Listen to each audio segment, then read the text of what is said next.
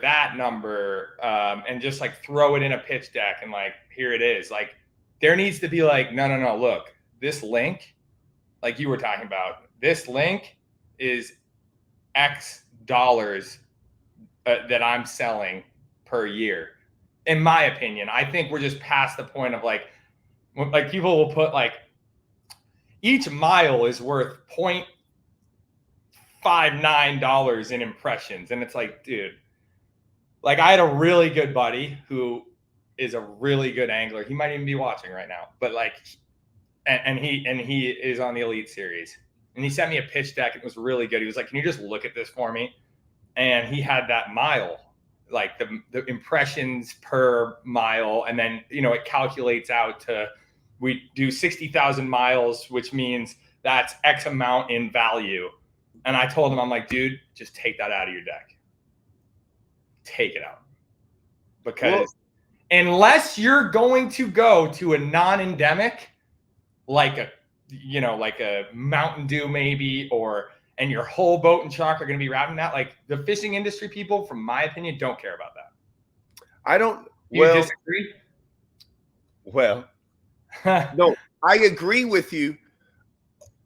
Okay, I agree with you on what you're saying, but don't be careful to give too much credit to the fishing industry.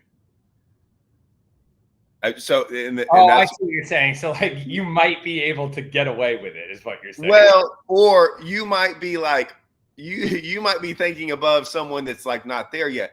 Because so you asked me like, what did they do back in the day, right? You just asked me that, and I was like, well, KVD sold a lot of 1.5s and 2.5s, and there was not a link or anything from what he did. However, there was also YouTube was never even heard of. Social media was not existent. And the only thing you had was Sunday morning Bassmasters on whatever. And so you had what we were talking about earlier is like the likeness of somebody, right? So the likeness of KVD was if KVD drove around with something and you fished, that's who you knew. And there was probably only about 100 of those guys. Now, there wasn't 100 of KVDs, but there was only 100 what you would call, dude, no one was considered a professional unless you fished the elites. Right. Back in the day. I mean, I'm thinking about when I was a kid and when I looked at it, like I knew guys that fished and I thought that was cool that they fished tournaments, but I wouldn't have, like, they weren't a professional. Then the professional thing got whatever. Discombobulated. Like, yeah, and that's why I refuse. You will never hear me call myself a professional ever. I will never say any of that. I've always said, like, if someone says something, I'm like, is that, oh, you're a professional fishing? And I just go, I fish for a living. Yeah. Now, I'm not going to lie. I love that comment because for years it was like, no, man. Like, there's guys that are it's hard to be in a profession where you lose, where I always looked at it as you got if you take all the sponsorships, all that junk out the window. If you just go, okay, you pay this much money to fish a tournament and you win this much and you lose money, man, that's really hard to consider yourself a professional. That'd be like going and playing the NBA and go, what'd you average last year? -7 points a game? I mean, yeah. It's like, yeah. That's exactly what it's like, because like, and I'm with you on the professional thing. Like I never said it because I felt even in the opens, like when I was doing well, I always used to say, I'm trying to fit. You're fishing for a living. When I was in the open, because of what we talked about at ICAST, you're doing everything. You're crushing it, right? Yeah. And when I was in the opens, I was not crushing it financially at all. No, I was doing medical sales to pay for it. Yeah. Like, if someone said, what do you do? I said, I do medical sales and I'm trying to fish for a living. Right. That's what I said. I never was like, I'm a professional angler. Now, because I felt like I was posing. If I had said that to someone, like, I felt like it was a lie. You know what I mean? And Ish, so you can get that point of view. I don't want to speak for Ish, but I think Ish looks at a professional way differently. As in, he looks at the fishing side, and then how can you, and I'm, the older I get, the more I'm like Ish. Is it like, man, it would great to be, like I said, it would be great to be this like other side of the, where all we did was fish, right? Yep. Like that's all we did, and you got paid to do it. I would love that, but I don't ever know if it's ever going to be that way. I doubt it will be. So if you look at it from a different side and be like, okay, I want to do this, and you're more than welcome to just kind of hang around on the elites and fish, right? I mean, but I think he looks at it as, okay, I also don't, he wants to look at it as like the professional side of like all of it. So like, how do I, if I'm in with these sponsors, how do I actually do something for them? And how do I look at the business side of things? And I mean, there's a couple guys in our industry, Van Dam, Scott Martin, those guys have like gone above and beyond of just looking at it as an entire business and an entire whatever, and they just kill it. And so, you know, like it or not like it, I mean, hey, I'm not going to knock what they're doing, but I mean, I'm not going to knock it. I think that's the smart way to do it. Yeah, our sport's not there yet. There you go. It's not there yet to the point where, So that's what I was just going to get into, Ben. Right. Is our sport isn't there to the point where you can just fish. Like, I think it'll be a long time, if ever, because there's not enough. The format doesn't lend itself to viewership numbers that would get us to where we could just fish. You know what I mean? Like, dude, half the time, if you're not super passionate about fishing or even slightly passionate about fishing, you're not going to turn the TV on and watch someone. And this isn't Livescope. This isn't even just flipping bushes. And you're not catching one after the other, big ones. Random people aren't going to necessarily want to tune in and watch that, like a football game or whatever. So I'm trying to approach it as I'm in a really good position to sell. Like, I came from medical sales and I was in a terrible position to sell. I cold called 100 labs a day. Okay. That's what I did in the opens. I literally would just call up and be like, hey, this is Kyle Patrick with, blah, blah, blah. I'm trying to basically sell. I was in a terrible position to sell, but I still sold. Now I'm in a really good position to sell. So I look at it as a huge opportunity to make sales, whether it's for me, whether I, in 2 years have t-shirts that I'm selling or apparel or selling lures or selling AFCO gear or Sunline or whatever it is. Like, I'm in a great position to sell. So I want to take advantage of that because that's where the money is. 100%. 100%. And it kind of, even listening. People don't look at it that way though. Well, yeah, but even listening to us, like, I always thought that was like on my YouTube channel. And I think what I've tried to do very little of is, and I think anyone that watches my channel would agree that I try not to sell anything. If you bring up the word, like, I'm trying to sell stuff, right? Yeah. And it's not that we aren't, it's just everyone's like, oh, well, you like Strike King because you're sponsored by him. I'm like, what am I supposed to throw? Like, I got to throw a bait, right? And so I'm like, I've always had to throw a bait. So don't knock me for throwing a bait. So, and that's why I try never, and everyone knows this on my channel, I try never to like just, here's a bait, and I think it's awesome. I am so glad I never did any of that at iCast. So like, I never made a video at iCast. They didn't ask me to either. But well, my point is like, hey man, y'all can do all that at iCast. How about y'all just give me all that stuff? Cause I'm gonna go show you what it can do, or not, and if you don't see me throwing something, doesn't mean it doesn't work. It's just when I start throwing something and like you see me catch them, and I show all my tournament footage usually. Well, I'll put it this way. I'll tell you right now, I show all of my tournament. Well, I don't. I try to show most of it. There's got to be spots in Texas though where you're like, oh yeah, it's never.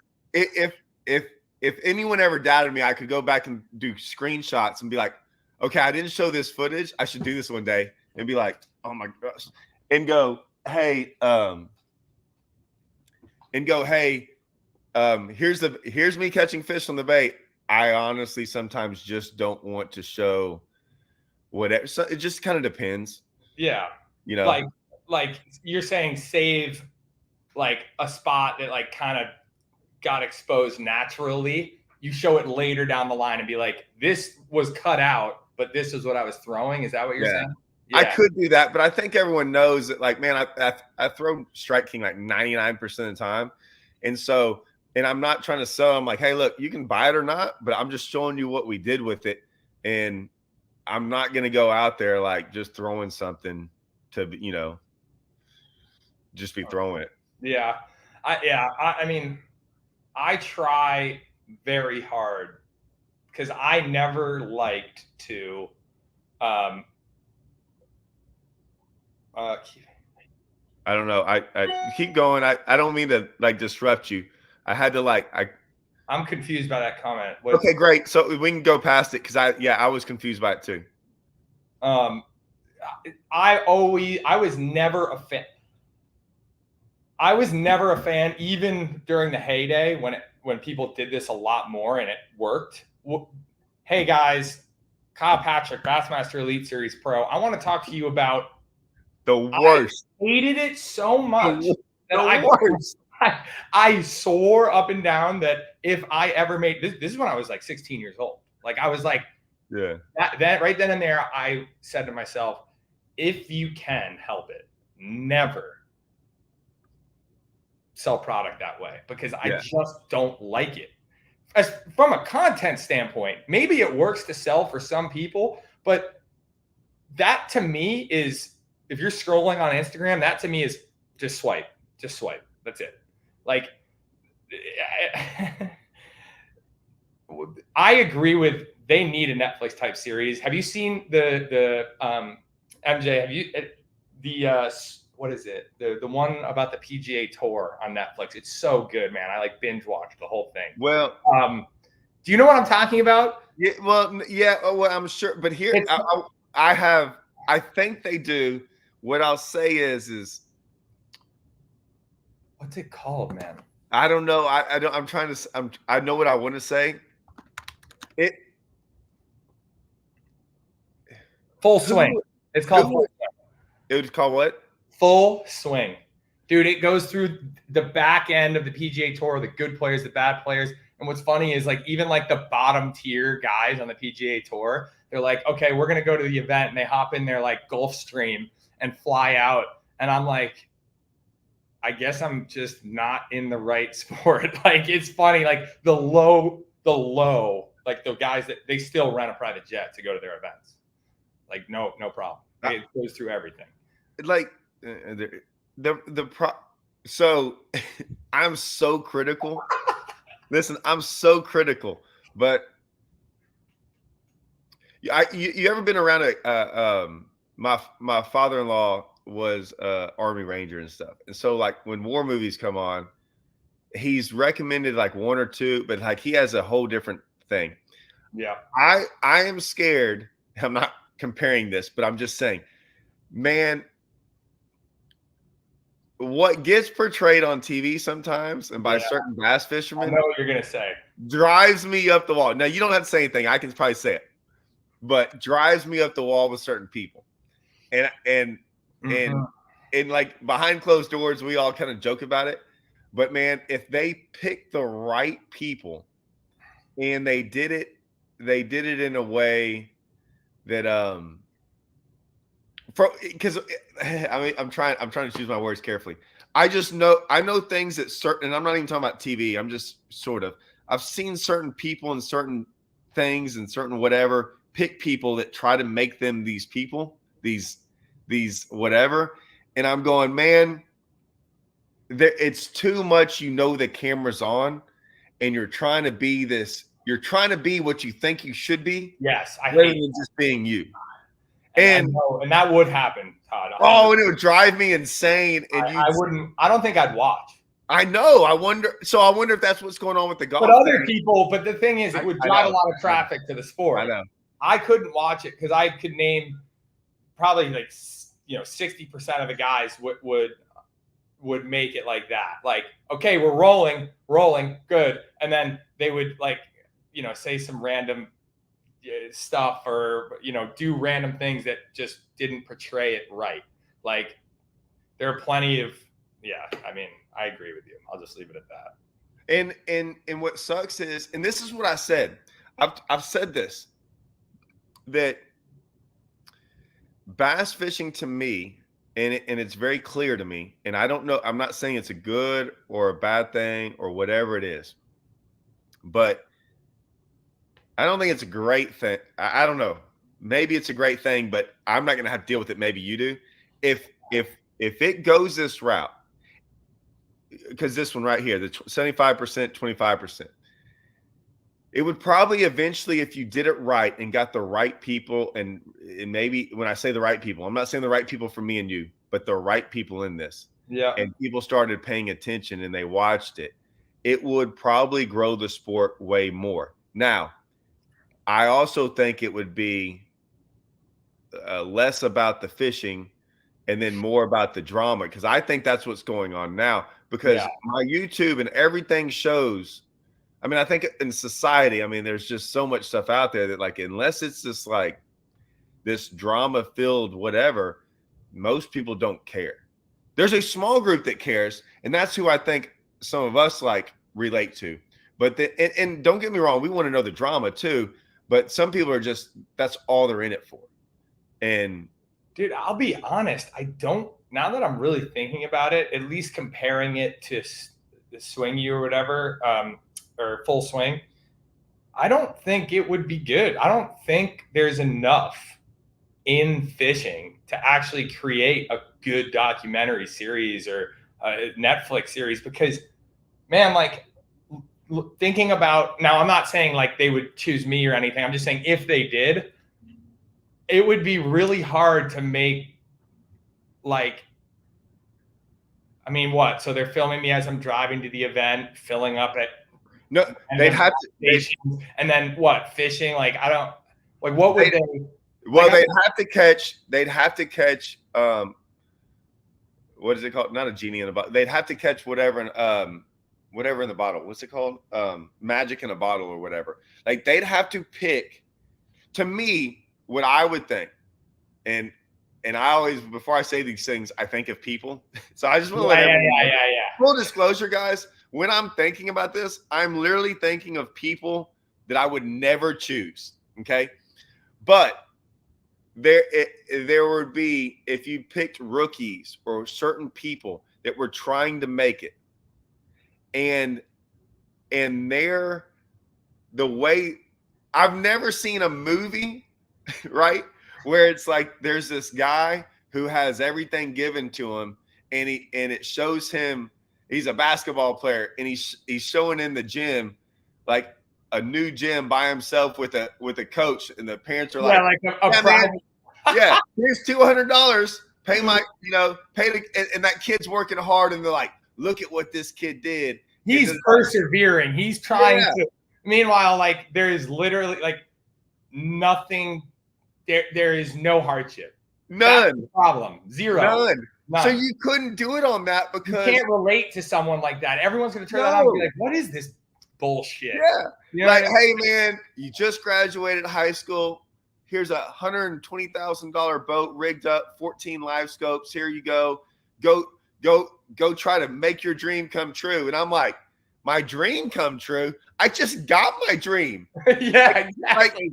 Like screw my dream is one of your live scopes, bud, on your boat. One of your 14. Like, my dream. I'm like, what are you talking about? That was like, I was like, hey man, I was like 30 something, and I'm like, brand new boat. Like, I was like excited, like, forget life. Shoot, I didn't even get a. Anyways, yeah. I don't think they could do it because it's not going to relate to anyone. When my mom let me drive her Honda Pilot with my, like, beat up bass tracker with an old school motor guide or Minn Kota on there, I was like, literally the happiest camper. I actually almost got in big trouble back in the day because I had my learner's permit and I had to have someone in the car with me driving. And I left at 3 a.m., didn't tell anyone, and just went out to the Finger Lakes from where I live. And they called, there was a scene actually. And I was fishing the tournament and I was getting called by like my dad, my mom, the police. Like that, I wish that I had a video of that scene, that whole thing that went down, because it's just funny. Like that, I feel like, and I'm not saying I had like hardships in my life by any means, but like I feel like we're getting to the point where, and I firmly believe this, there are people are getting priced out, and that's just a fact, right? Like you don't have that anymore. Like you have, like, dude, go look at some of these like college series events that are coming out. These 19, 18, I don't know, what's college, 18 years old, probably 18. Yeah, 18 and 19. 18. Dude, they have honest to God, some of them have a nicer boat than I do. Yeah. Not as far as the boat, but as far as the stuff on it, like 4 Livescopes. Dude, I got 1 Livescope. You're fishing a college event. Now, I'm not chirping the college scene or anything like that, but how does someone that's passionate about it, that can't afford to go to a $70,000 a year school, like, or let alone a $120,000 boat, compete anymore? I don't know. And I'm not saying that they can't, but it's a lot harder than it was. Even when I kind of got into it, and I had some fortune, like with people I met and stuff, but even when I was getting into it, there was no way it was this hard. Well, and I'll make videos on Livescope, and I'm very honest with Livescope. But forget Livescope though. I know. Well, I want to explain that. So even with Livescope, it'd be like going political right now. Like if you say anything that, like, you don't even have to say one of the candidates. If you just said a view, then you're automatically over here, right? So if I say Livescope, right, and as soon as I say Livescope or make a video with Livescope in it, and I say, look at Livescope this way, then I'm instantly like put on this side, that whatever. And if I try my best not to do that. Well, I don't care. Like screw them, because I'm not gonna like change what I say. Then if I say, hey, Livescope in a bad way is this, right? Then I got people like loving me for that, but then other guys are like, that's because you can't beat him. And I'm like, whoa, we're not even talking about any of that. I'm just saying, like, it's impossible to go good and bad anymore. It's like, nope, it has to be black or white, and it has to be, you can't be in the middle. I've always said with Livescope, you've changed on your view. I'm like, dude, I will say it till I'm blue in the face. My first video I ever made was this. I thought Livescope, the first time I ever saw it, was cool. I didn't know it was going to change the fishing industry or whatever, but all I'll say is this, and I'll say it to the day I die. If Livescope is around when I was 18 or 19 years old, okay, I would not be here, because I wouldn't have been able to afford it. I was able to beat people fishing. And back then when I was doing it, dude, there was none of that. Like, man, GPS had just, it really hadn't even come out. Like, I was fishing tournaments, and it was like, man, rod, reel, and a bait. And it was like, I was worming boat docks or like cranking them and winning tournaments. Yeah. And that's what we did. And it was like, who was better at that? Right. And I would challenge that though. I know some people said they would, but I honestly, if we sat down and I went through my life and how you'd be like, oh, okay, maybe I won't challenge that, because I mean, it like, no, but I would say I would challenge like I'm not going to challenge like your specific situation, but I would just challenge the overall opinion that like, no, just this for me. This was okay. For me, I was like, I just said, I'm glad I didn't grow up now. Yeah. Because the way my life and how much like everyone was like, people wouldn't even understand about how I got into fishing. And then like, well, how are you fishing these tournaments? And I'm like, well, I didn't have a boat. And they'd be like, what do you mean? I'm like, well, I was fishing with other people that had boats till I was mid-20s. Yeah. And And I was borrowing their boats or doing this and like finding all the fit and like doing all this stuff. There was a giant that people have no clue. Like I was practicing out of a 14-foot wash tall boat, stick steering. Yeah. On Livingston, but my buddy had a bass boat, an 18.5-foot little Triton with like a 150 on it. And we were winning in those, and I was winning with other guys. And like, so I was making money and fishing all the time, but it was like, I don't see 22, 23-year-olds running around with a stick. No, that's what you don't see anymore. That's what I was saying with, and I just want to be clear with everyone watching. Like I think college fishing is good, and I think it's bad in different ways. You know, like there's positives and negatives to everything. But like I was just using an example because it's easy to point out, like back in the day, like you didn't have to have that stuff, like a feeder or a skeeter or whatever it is to compete. But now, like, you're forcing them to have all of this stuff. And it's very clear by looking at the college events, because that's the youngest, even the high school events, dude, like whatever it is. I'm not like targeting college events, but no, but it's a very weird thing to look at when they're not even, it's just college and they have that. And it's weirder because the college, most of the time, actually, I don't know how it works, honestly, because I didn't fish college, but like 95% of the time, I'm pretty sure like there's no funding really from the college. Like I'm pretty sure the way it works is like they all own those boats, correct? Yeah, 100%. That's how that works. Like there's no, and like maybe the college helps with gas, maybe if it's like a club and there's like some funding to the club, but I don't think that is how it works from my understanding. I don't know though. So like even this comment, like so hold on. I just, because I did go to college and I played college soccer and I got a scholarship to play soccer. And so I know how that works, right? Like I never in college, like I didn't have expenses outside of, like, let's just dive into this, right? Like I had room and board and tuition, but it was a lot lower because of soccer. Right. But outside of that, ate at the dining hall. That was already included. Everything's already included. Like I would go home for Christmas. You know what I mean? Like there was no like extra. Can you imagine adding a year of tournament fishing on top of paying tuition? Like that's what it confuses me. Like that's why I think it's easy for people to say, well, they're just wealthy. That's why the game's changing. Look at college. Like that's easy. It's easy for people to make fun of the college fishing scene because the way that someone looks at it is they're paying $50,000 to $70,000 a year, and they have $100,000 boat, and they have $50,000 a year in expenses, gas, tournament entry fees, Airbnb. So like they're spending $175,000+, whatever the number is, I don't know, to fish in college. That's why it's easy for people to make fun of college fishing right there. Well, right.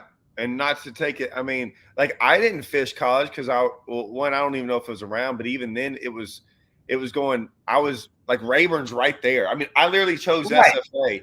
I didn't even understand anything about fishing when I graduated high school in the sense of like how it worked. I just knew I fished tournaments all the time. Like that's all I knew. I fished them every weekend on Livingston and Conroe and wherever. And they said, "What college are you going to?" And I'm like, I don't know, but there's a college I've heard about that is right next to Rayburn and Toledo. It's called SFA. And I'm like, I'll go there. And if someone had been like, why? And I'm like, I don't know, because it's right next to the two best lakes in Texas. And if they just said, do you have a plan? No, I don't even have a boat. I don't even have a mission, but I'm going to go there. And I still live here. You're right, 20-something years later. That's why I chose my college too. It was Hobart, Finger Lakes. It was between Seneca and Cayuga. So it's not even like I fished that much. Like my freshman and sophomore year, I was driving back to fish Livingston and Conroe and other lakes because I didn't have a boat and I had to go fish with my buddies that had boats back home. So, I mean, there wasn't even this. I just didn't. I had no clue how it all worked because there was not an avenue back then. There was just. There wasn't anything like there is now. I don't want to say an avenue, but I think it's a good thing. I really do. I just want to be clear. I'm not knocking or making fun of college fishing, because that's how you grow a sport, right? Like, Right. there's no doubt that that is a good thing. So I'm just saying it's easy. I could see how people kind of make fun of it because it's not funded. It's not like an official, technically, sport, you know, where the school's funding it and all that. But I don't know. I do think it's good that we're growing the industry and the sport through college fishing. I'll just leave it at that. There are positives and negatives. Yeah, I don't I don't know. I mean, I don't really care about it anymore. I mean, I think it's gotten. And I'm not saying I've never really cared about it, but I mean, I don't think it's ever going to be something that's bigger than what it is. I mean, I agree. Until the sport gets bigger as a whole. And when we say big, he's right. We're saying big as in the recognition. Yeah, care about it. Yeah, but he's 100% right. It's way too big. It's way too. But I mean, it's where there's so much money in it. It's gonna get dangerous at some point when you have. Oh, it's so bad around where we live. It's got to be like when I hear about like, oh yeah, there's a 400 boat tournament on Hartwell. It's like 400 high school and college guys on a lake with 3 people in the boat. Like, God, man, it's got to be a little bit dangerous at that point. Yeah. Oh, here we go. That I think some of that is true. I just don't know. I don't know where. No, and I think that. So what I've heard is certain. I don't know why this is funny. So funny. I mean, no, I think so. I think what it is it's set up like a club, and from my experience, the way clubs work is they get allocated a certain amount of funds from the school's endowment or whatever it comes from, and so they get say 20,000 to use towards the club of the college fishing club, right? And then there's a president and it distributes, but like it's not to the level where they're getting their boats, they're getting their like that's what I was getting at. I do think there is some funding for it for sure. I'm getting more. I haven't gotten pushback on this. So, where is it? Someone said in there that something about ADHD. Yeah, yes, I do have it. We're both going to be like, yeah, you get both of us on here. I'm like an ADHD clinic in here, front range outdoor. Well, me too. So like, it's going to be really bad. So they're just going to have to deal with it. So it's basically it is. Where did it go? Where did he say just about the qualifying for the elites? He said when a rookie. There it is. Yeah. Okay. Yeah. So I am very I'm very opinionated on this. If I would say this is the one thing about Livescope that I do not like, and has nothing to do with the actual part of Livescope. Livescope's never going away. If you say what I think you're going to say, I agree with you, and I'm curious to hear what you're going to say. Livescope's never going to go away unless they actually make it illegal, which I don't think it ever will be. I think it will be illegal at some point in time because of crappie and some things like that where it's doing that. But the bass fishing side is the bass fishing. I've heard more and more fishery biologists talk more and more about, and I've been the biggest guy ever that's saying that like we as humans almost do nothing bad to fishing. Like we have like a 1% effect on what actually goes on in the water. And people just want something, I guess they want to make themselves feel better about how they don't go fishing in the springtime. They don't catch fish off beds. They don't all this stuff that I think is, look, I release every single thing I ever catch. I've never kept a bass in 20 years, right? However, and if one dies on my watch, so say 8 die a year on my watch, I'm allowed 365 times 5. That's how many I'm allowed a year, okay? And if 8 of them die in tournaments on my watch, that's 8. So I don't think me killing 8 bass a year I don't think tournament fishing affects it at all. No. And all these guys talk about all these fish that are dead. Like, yeah. And then but if you just sat down and listened to a biologist and just did the numbers, like this is the funny part about God. See, I can get on rants about this stuff, and everyone knows I'll get on a rant. This is probably the easiest, simplest way. 2 bass. This is the craziest thing. I wish people would slow down and listen to this. For all the fish that die out there, from all the tournaments and us, 2 bass in their lifetime. So say 2 bass, right? And they live 10 years old, 2 of them. In their lifetime, you know how many bass those 2 bass have to produce to keep the same amount of fish in the lake? 2. Yeah. In their lifetime, they need to have 1 offspring apiece. If every fish did that in the lake, right, it would be fine. So someone kills a bass. Well, then those 2 had to produce 3 in a lifetime. Not a season. Yeah. It's just a lifetime. It's yeah. It's in humans. If we produce 5 in our lifetime, like you had a lot of kids, right? Yeah. They're producing thousands of eggs each, right? The female, and we need 3 of them in their lifetime to make it. It's so absurd for people and like I said, I'm huge on conservation. I get it all. I've always said that, like, you got to worry about conservation on the macro level, though, not the micro. It's all about how lakes are managed. Yeah. And I'm not saying by like putting fish in there. I'm talking about all these lakes that spray grass, kill habitat, do things like that. The fluctuation of water, the pollutants of stuff. That to me is like the macro level. People that worry about one fish, that's micro, and it doesn't matter at all. At all. And so, am I upset if I have an 8-pounder that dies in my live well? Oh, I personally am like, dang, that's a bummer because that's a really big fish. I wish it had the chance to maybe have a few more cycles of spawning, right? Totally great. But that's what we all do. We are trying to protect. Like, one, we could lose $100,000. You could lose $100,000 on a dead fish. So. Yeah.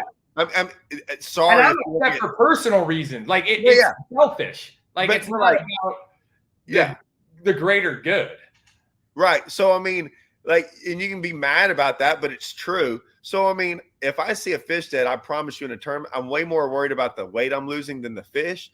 However, and I have no problem saying that out loud. Like, I'm not going to sit on this high horse and go, I'm the best. I think that's what people really want, is they want to scream from their high horse and go, look how good I am, and I'm a good person, and I protect these fisheries, and y'all aren't. No, it's just I just have an understanding of nature a lot better than most of these people, and we have figured out, our sport has figured out a way to like not really damage, like it in the scheme of things. Like, what if that's what we had to do? We had to weigh in a fish that was dead. Dude, people don't get upset about killing a deer. I know, and it's crazy. So a giant buck, like prized, buck, and people don't say a word. No, and then me and you go out fishing for fun in a day. We both catch 60 and let every one of them go, but one of us in a tournament kills one, and we're like the devil. And we're like, dude, I don't know. I mean, we have figured out a way to do this sport and not really mess with it. There's almost not another sport like that that's like deals with like nature. Yeah. I want to address. So what I thought you were going to say to this was. I'm going to get into that. I got on my rant. Okay. Get into that. Cause I want to get into that.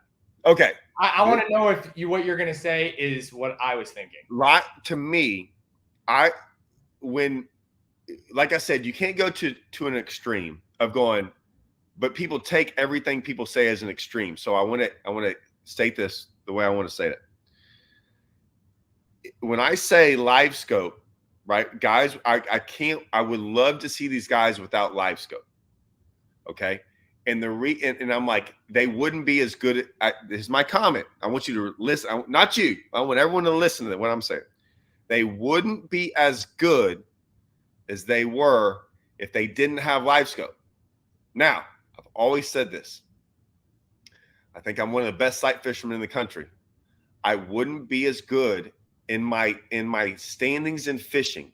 Like the tournaments I've won, if you looked at my career stats, if you took sight fishing out of there, my stats would not be as good. Okay. That's okay. If you took certain things from every fisherman, like their best quality, like whatever it is, if it's flipping, and say they're like, hey man, you can't flip bushes. Like there's nothing to flip on the bank, and you just had to fish banks without bushes, right? But you've made $700,000 in your lifetime flipping bushes. You wouldn't be as good. The only thing is you can't go flip bushes 12 months out of the year. There's lakes that don't have them. I can't go sight fishing 12 months out of the year. So when I say these guys wouldn't be as good if you took Livescope away, and I have zero problem saying that. And then they're like, oh, well, wait a minute. Did you see him catch that fish? And I'm like, oh, congratulations, dude. You've caught 86% of your fish on Livescope this year, and you figured out how to catch, a couple 2-pounders and a 7-pounder without it. Dude, you're phenomenal. You're the best fisherman. I got to give it to you. And that's not to those guys. I'm saying it to the guys that make the argument for them. And I'm like, look, man, you can't catch 90% of your fish with Livescope and then tell me that, like, well, if you took that away, they'd still be as good. I know they'd still catch fish, but man, the levels of fishermen, right?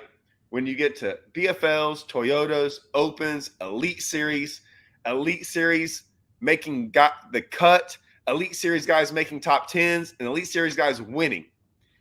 The level between remember Scalabrini said, man, I'm a lot closer to Michael Jordan than you are to me, the white Mamba, the basketball player. Yeah. That's the way I look at it, is like those guys are so much better than everyone else, right? But man, you take a 2-pounder here or a 3-pounder here a day that they caught with Livescope, because we talked about this back in the day. They did stats on this about how is if you a 2-pounder a day every day during the Elite Series event back in the day, if you just added a 2-pounder, you would go up by like 25 points in the standings. Yeah. And so that's how the margin of error is huge. And then you watch someone catch all their fish with Livescope, and I know it's the way to win, but you're like, yeah, man, you just can't tell me you'd be that good because I haven't seen it. There's no doubt. That's it. This is the problem with this comment, and it's a valid one.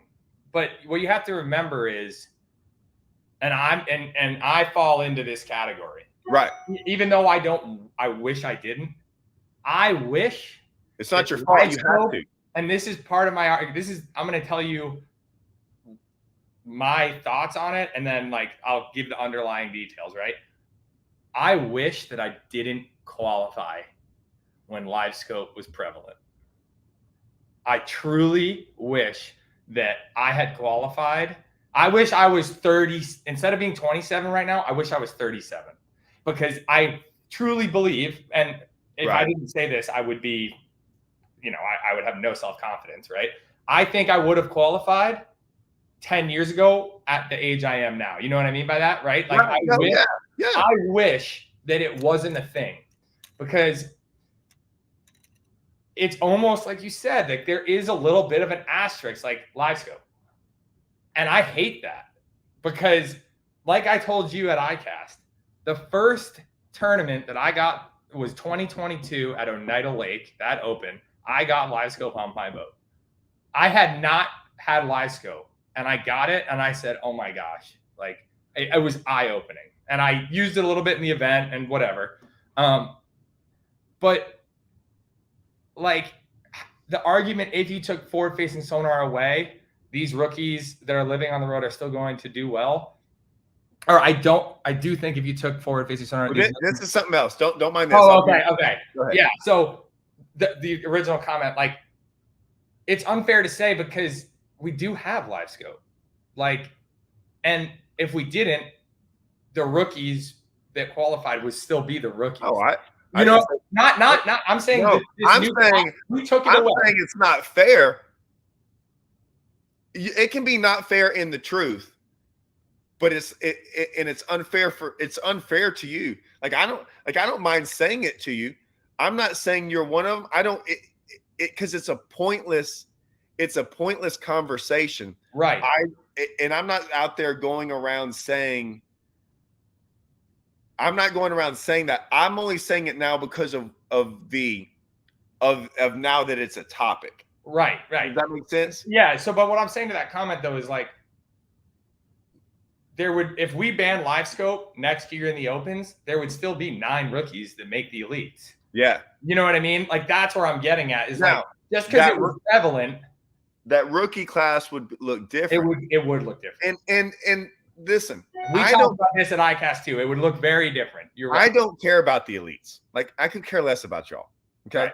I could care less about BPT. Right. When I do all this, I don't really care. Listen, anytime a topic gets brought up, I instantly think of people I know. Okay. So there's people around that, like where I live right now, if they're watching, going, I know who he's thinking about, right? Because it just is. And I'm thinking about these guys that I've fished against for 15 years. And dude, I do bad in tournaments too, but I'm just saying, like, I've never seen them hardly cash a check, make it. If they made a top 10, it was like one a year, and we're fishing 20 tournaments down here. And all of a sudden, Livescope came around, and I mean, these guys would be, and they would be like, and it was like instantly, it was like here, and then it went like this, and so I'm like, dude, take that away, and I promise you, it would go back down to here again. Yes. I don't care. It's the same in New York. It's the same thing. Now, we don't have as big a tournament. We don't have like the bass fishing like we do. Yeah. Texas does. Like we get 25, 30 boats tournaments. A BFL gets more, but not even close to what you guys get. But like I grew up fishing the bank, and that's all I did. And then I'm on Cayuga 1 year. I'm fishing the bank, and then people are weighing 28 pounds. And I'm weighing 19, which used to be decent there, like 19, 20 pounds. That's when it all switched. It was 2021, I believe, was when it really started. Yeah. Like, people that were dialed in started getting Livescope on their boats. Right. And I remember it because I remember talking to my buddies and being like, so what's the deal with this? Because I didn't know. I was like, what's the deal with this? Like, how is it being used? Because I thought it was when it first came out, I was like, dude, no, that will never matter. Like, it's just, it won't make the difference that we're seeing it make now. And then it all progressed, and eventually I was like, well, I guess I have to get it as like a FOMO thing, right? It wasn't even like I need to get it because I think it's going to help me get better. It was I need to get it because I have a fear of missing out on and then I was like, oh no. When I got it and put it on overnight, I was like, oh no, I needed to get this so I didn't suck anymore. And I needed to get that. No, I know. And so, this is the comment this is the only thing I'll say, MJ. Some of these rookies, and we talk about this a lot because you're married, right? Yeah. I mean, I've been dating my girlfriend for 6 years, and yes, I'm essentially married. Yeah. Yeah. So, I'm married, 2 kids and whatever. And I used to fish a whole bunch. I don't fish as much anymore, but I mean, I spend I don't fun fish. I think I'm going fun fishing tomorrow for the first time. Okay. So there you go. I don't remember going fun fishing. Oh, since March, I think, or April. So I'm going to go fun fishing, and it's not even fun fishing. I really kind of have to do it for work. Right. So I actually kind of have to do some work stuff, testing stuff, and some other things. Those guys are out working, guys. Okay. That's true. 100%. A lot more to it is what. Okay. So on Rayburn,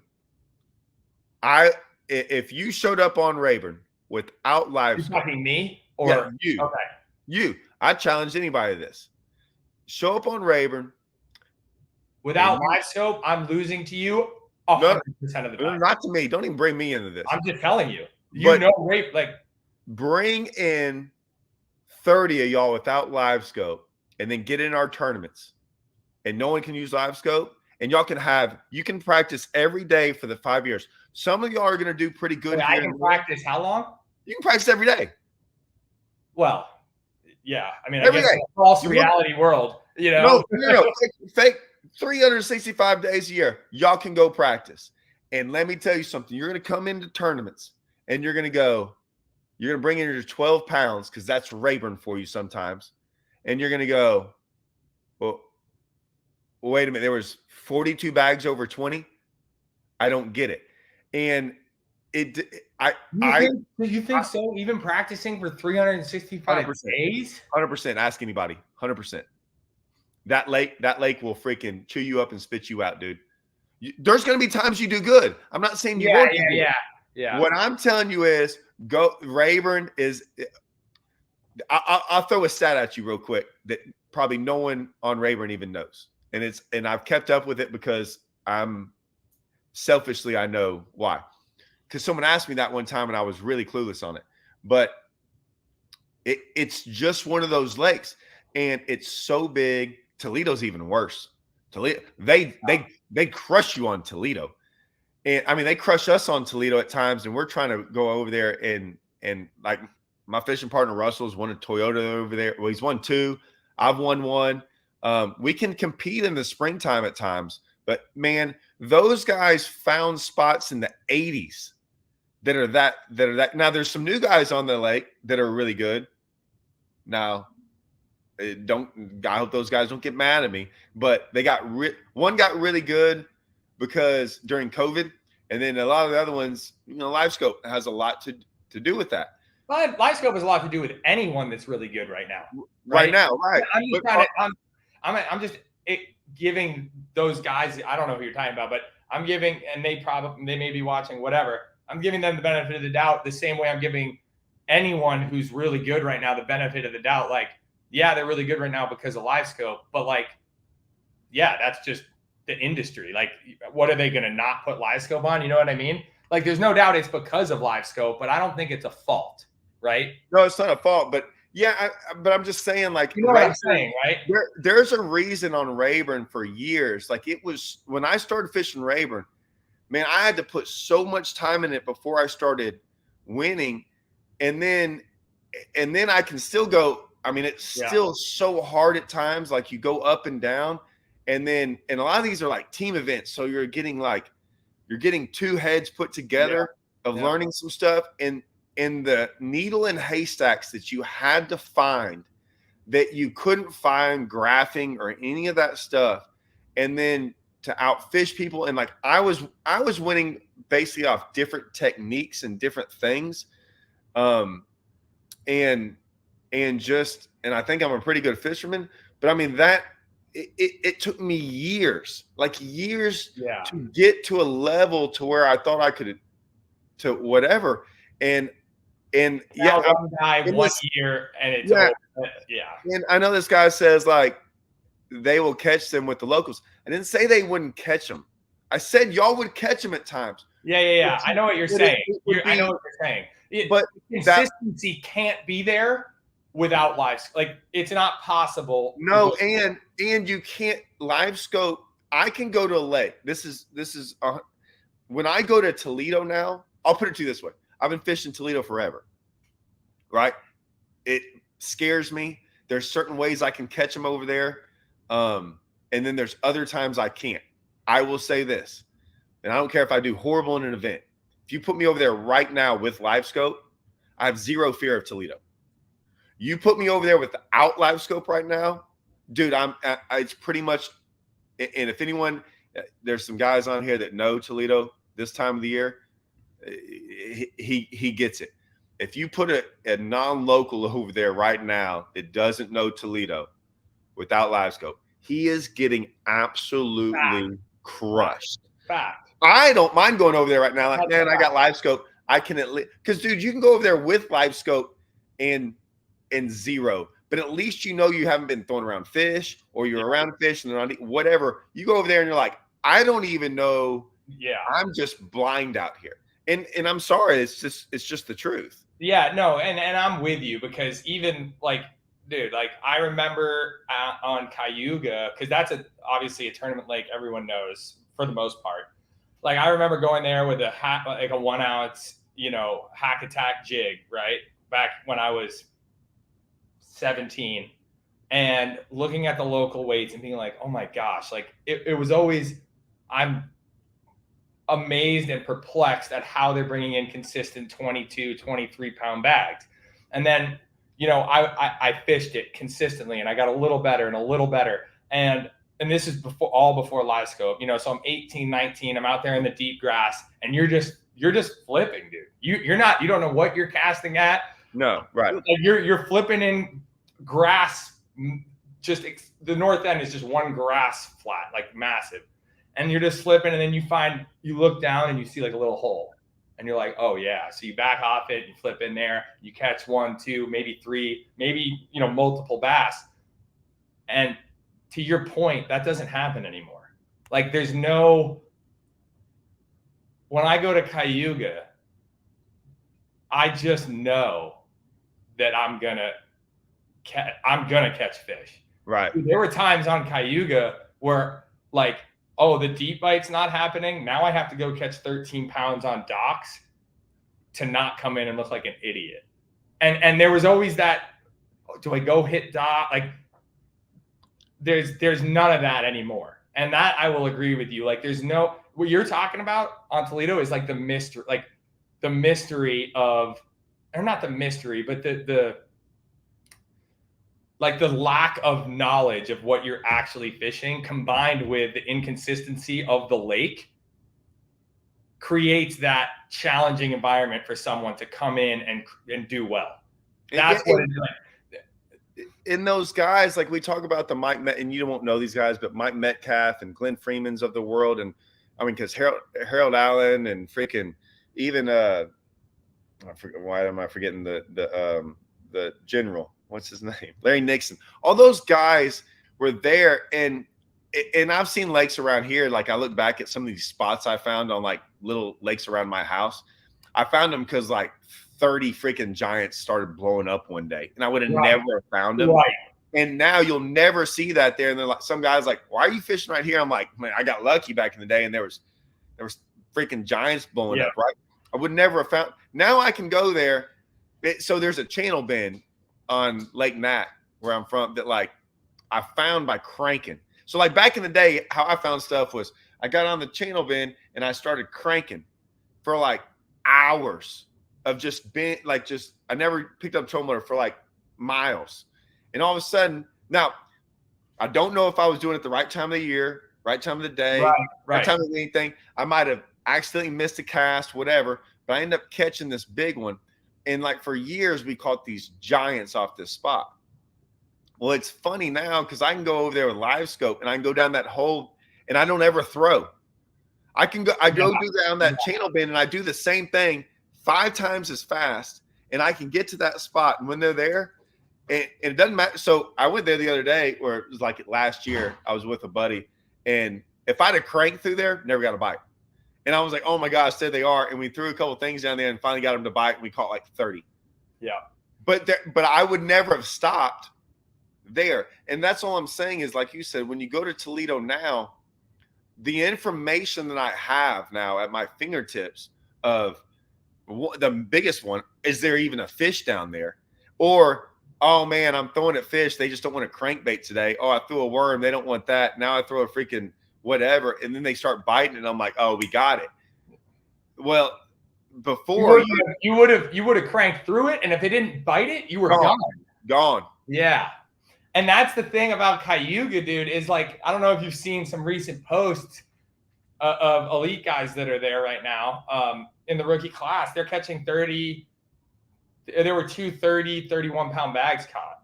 I've never in my life broke 26 pounds on Cayuga, because now, like, I don't fish there that much, because like you said, I don't fun fish as much anymore because I don't have the time.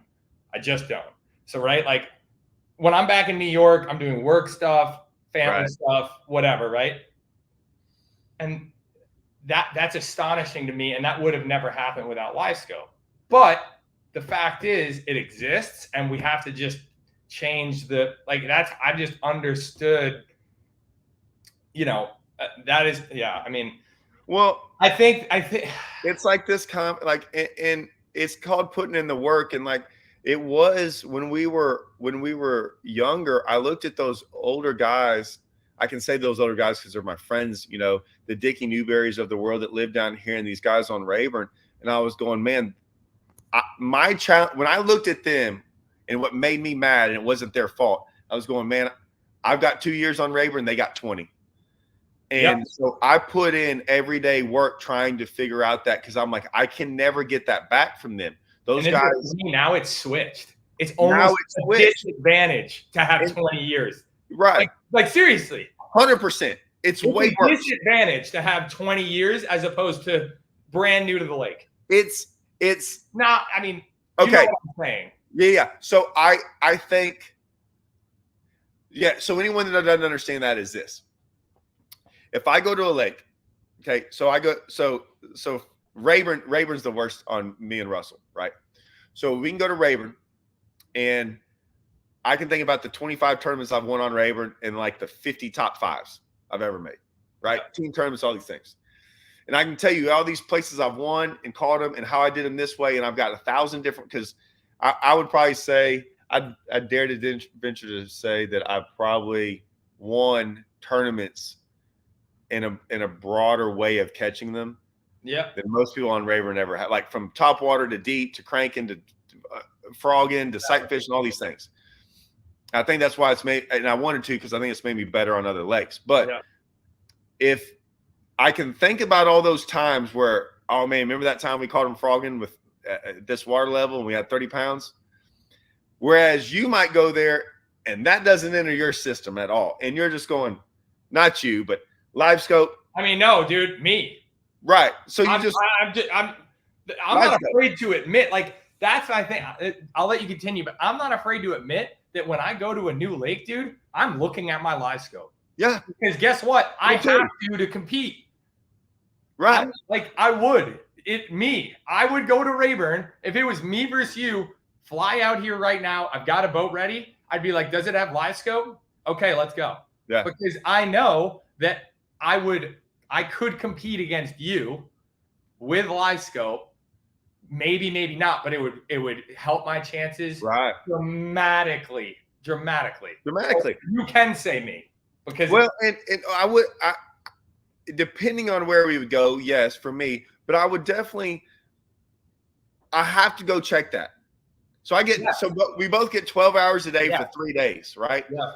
Well, I gotta go check that frogging thing, and I'm like, well, I kind of want to tournament over here too, and it's not even that spot. They're not spots. They're patterns of what we used to do, and it doesn't matter. Even the older I get, before Livescope, we would still go run these patterns at one events, and now, if you do that, you're wasting that much more time that you could be Livescoping. Now, there's a ton of guys that go in Livescope and still suck in an event, right? Yeah. But you got other guys that are like 12 hours a day, 3 days. They went Livescope, and some of them found them. Yep. And that was the pattern. And it looks worse now, because me and Holman used to say this about Rayburn all the time. We used to get in arguments. And I think he finally came around one year. Well, he saw it happen. They'd be up in the bushes. Water would be high. We'd be there in the springtime. He'd go flipping. He's like, you and Russell ain't flipping. And we're like, nah. And he was like, Todd, it's pretty easy. I'm like, don't care. Can't win it. And then all of a sudden the top 10 would roll around, and it'd be like 7 guys in the top 10 flipping. He'd be like, Todd, look. And I'm like, yeah, wait till you see the guy who wins it. And the guy who wins it wasn't flipping. Yeah. And then the next year, the guy who wins it wasn't flipping, and so on. And finally, Holman's like, all right, I believe you.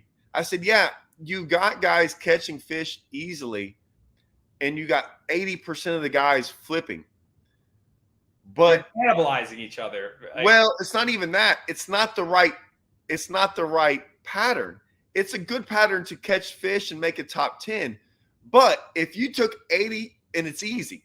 But if you took 80% of the guys and said, go do this pattern, now a lot more guys would zero and do horrible. But if you put 80% of them, the whole top 10 would be that pattern. Yeah, it's just a harder pattern, and it takes more time, and you might go 9 hours without a bite, and then you find them. And when you find them, it's money. Same thing with Livescope. You got guys like they're going to win live scoping. Now, it might not even be the best pattern, but you're putting 80% of the guys doing it, or I don't know what the percentage is. Right.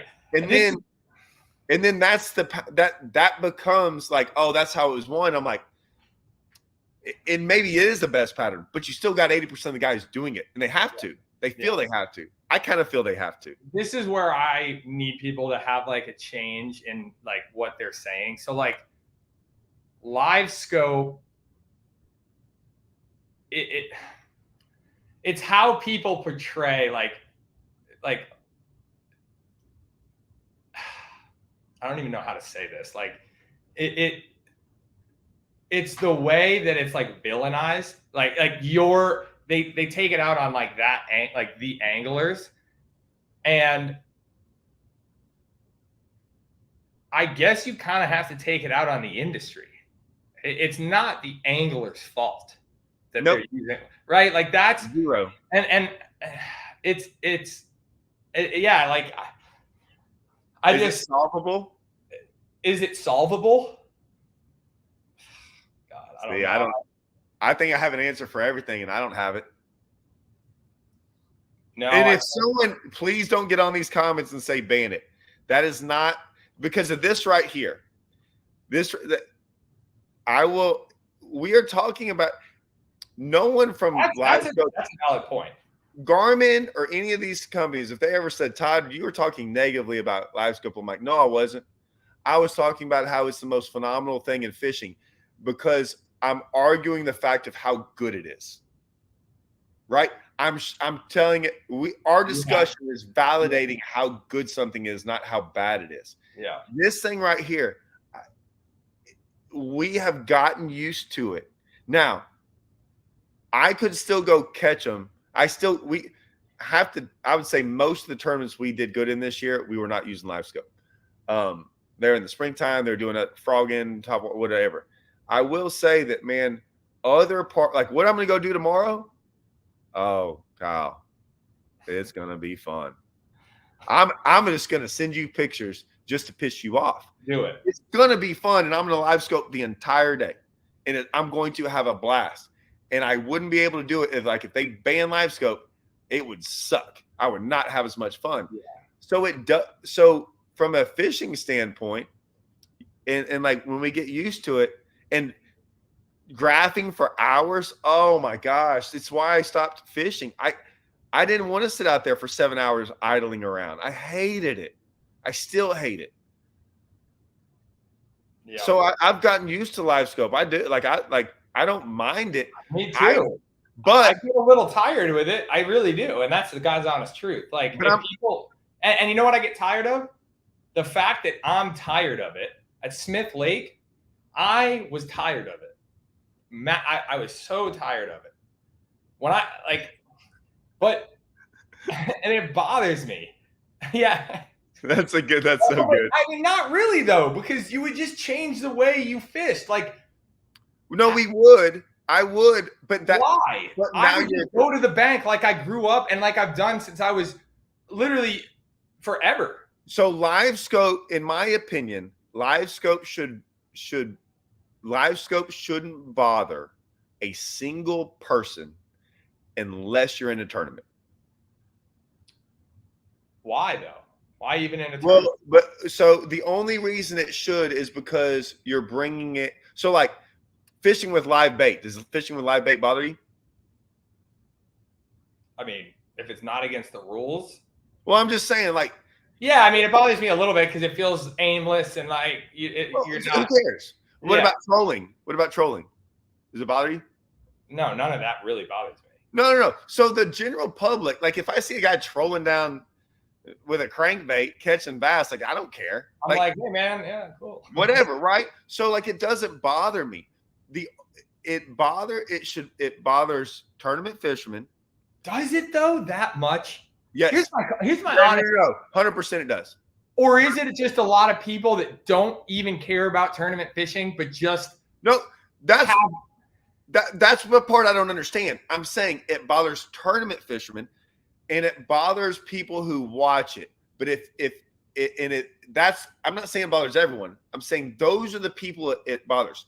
Anyone else in the fishing industry should care less about it. Should. Why? Why would you get upset about something that really has no bad effect on you? If you're fishing tournaments and you don't think it's right or whatever, I get that part. And if you don't like watching it. So it only affects me in the fishing. I don't care. No offense, I could care less if y'all use it or not use it. Yeah. I don't watch y'all half the time. I'm fishing other tournaments when y'all are fishing. Yeah. I've always said that. It's nothing against y'all. I don't whatever. However, and then there's the other part of me. Yeah, you said I it. don't like I would be more interested to watch without it because you would like to just see how it played out. Oh, and I've been I'm getting more brave about saying that. I don't care anymore. I want so bad. If I could have one wish for next year is that they would, and I don't care what you think or anyone, I don't care. I don't care if y'all get mad about it. I don't even care if it's the right thing to do. Me personally, I just want one event to ban it, one time, I will watch. Listen, you want to see me? I will watch that event from daylight to dark, just to like, oh, wait a minute, I thought this guy could catch him. Yeah. I'm being honest. At least I'm honest about it. I would love if they had hey, real quick. And if you're over there not catching him, he's like, God dang it. Todd's going to sit there and say it, and you can just have a bad event. That's the thing, dude. Like, it's gotten to the point where, like, it's almost like banning it is a little bit, and I have no problem. I'm pretty much an open book, really. Like, maybe to a fault at some point. You are. I know. That's why I like maybe to a fault, but I am not going to lie to you. Like, if they banned it, I almost want them to ban it in a weird way. But if they did, I would also be a little nervous. I'd be like, well, now it's a whole new, now I'm being judged way more if I catch him or don't catch him. Like, if I have a bad event, people are saying, oh, well, Kyle couldn't catch him because he doesn't have Livescope. Immediately, that's what they're saying. And 100%. Also, the flip side, if they banned it and some of these guys that have been crying about Livescope for the past 5 years, if they finished last, they would also be heavily judged. They should. Well, he doesn't have it anymore. That's what they would say. They would say, Livescope or not, he just can't catch him anymore. Oh, well. That's what it would be. And that's why it would be super cool to have that event. Maybe not one. I mean, I would give you, then you ban it to the one guy who's like phenomenal with Livescope and they ban it on his home lake. Well, you know what I'm saying? Like that's the stuff that people don't talk about, you know. All right. I'll let you do. Frank wants to know. I'd like to know. I've heard that seasonal patterns don't matter and that these guys just launch their boat and start scoping until they find fish. I'd like to know how Kyle approaches. Which we don't agree with that. He's not saying I that. mean, no, look. I'm going to be. I've heard. I think he's saying that people say No. That is a valid thing. People do. That what? Think that that's true? Well, not in official practice, but people will. There are elite anglers that I know for a fact will go to a lake for like 4 weeks or 2 weeks straight. For every event. They'll go to the lake for 2 weeks of pre-practice for every lake. And they will literally Livescope on their trolling motor the entire lake. Or the entire, there's dead areas in a lake, right? So they'll take high percentage area that's 5 miles, high percentage area that's 6 miles, high percentage area that's 8, and dude, they will Livescope from 6 feet of water. It takes a lot of time, but dude, you learn so much. It is outrageous doing that. So there is some validity to people live scoping. But the way I approach it is I'm a big structure guy, always have been. I'm a big sight fishing guy, but not sight fishing like you're talking, like what you do in Texas, but like sight fishing, roaming largemouth on the bank in New York. That's what I have done. Like I'm not a good bed fisherman. No, I just made a video. My video I did 2 days ago was catching them this time of the year, going down the bank, and I was seeing them. Yeah. So that's it, and it's awesome. Wolf packing, amazing. Oh my gosh. That's what the reason I started fishing the opens was because I had 2 or 3 years in New York where like I crushed, right? Like on the bank. That's what I did. And I went to Pickwick in my first ever open in 2021. I was fishing as a boater. I got my entry fees paid for. And I finished 160th, 120th, and then at Grand Lake in 2021, the last event. I just fished the Centrals because I wanted to do something totally. I didn't fish the Northerns, I wanted to do something that I'd never been to any of these lakes. It was Pickwick, Smith Lake, and Grand. So I finished like 180, 140 or 120, and then like 60th. And I basically only threw a jig and a Senko on the bank because New York, that's all you have to do really, pretty much. And so, but it's all structure related. Like I look for anomalies on the bank. So now what I do is I simply look for anomalies offshore. So I'll graph with side imaging a lot, but I'm always looking for structure. I have never been good at roaming fish, and it confuses me. And Wesley Gore, who I room with, has been really helpful in like at Toledo, and he's another guy that is strong on the bank. Like he is good, dude. Like he swims a jig like I've never seen. But at Toledo, for example, I was going into coves, pockets. It was a full moon. The water was up. Like that event is set up so well for fishing on the bank. So I was on the bank. I was graphing some points here and there. And day 2, I came back to the house, and Wesley was like, dude, look, you just need to put your trolling motor down at the mouth of Hausen and just go. Just go. Just literally put your trolling motor down and go. That's all. And I did it, and I called him midday on day 3, and I'm like, dude, what the F are you talking about? I'm like, I don't understand, because I'm going and I'm not really seeing anything. Maybe one here, one there, they're not biting. He's like, dude, just keep doing it. Just keep going. And I kept going. And then I'm like, oh, look at that one. 5-pounder.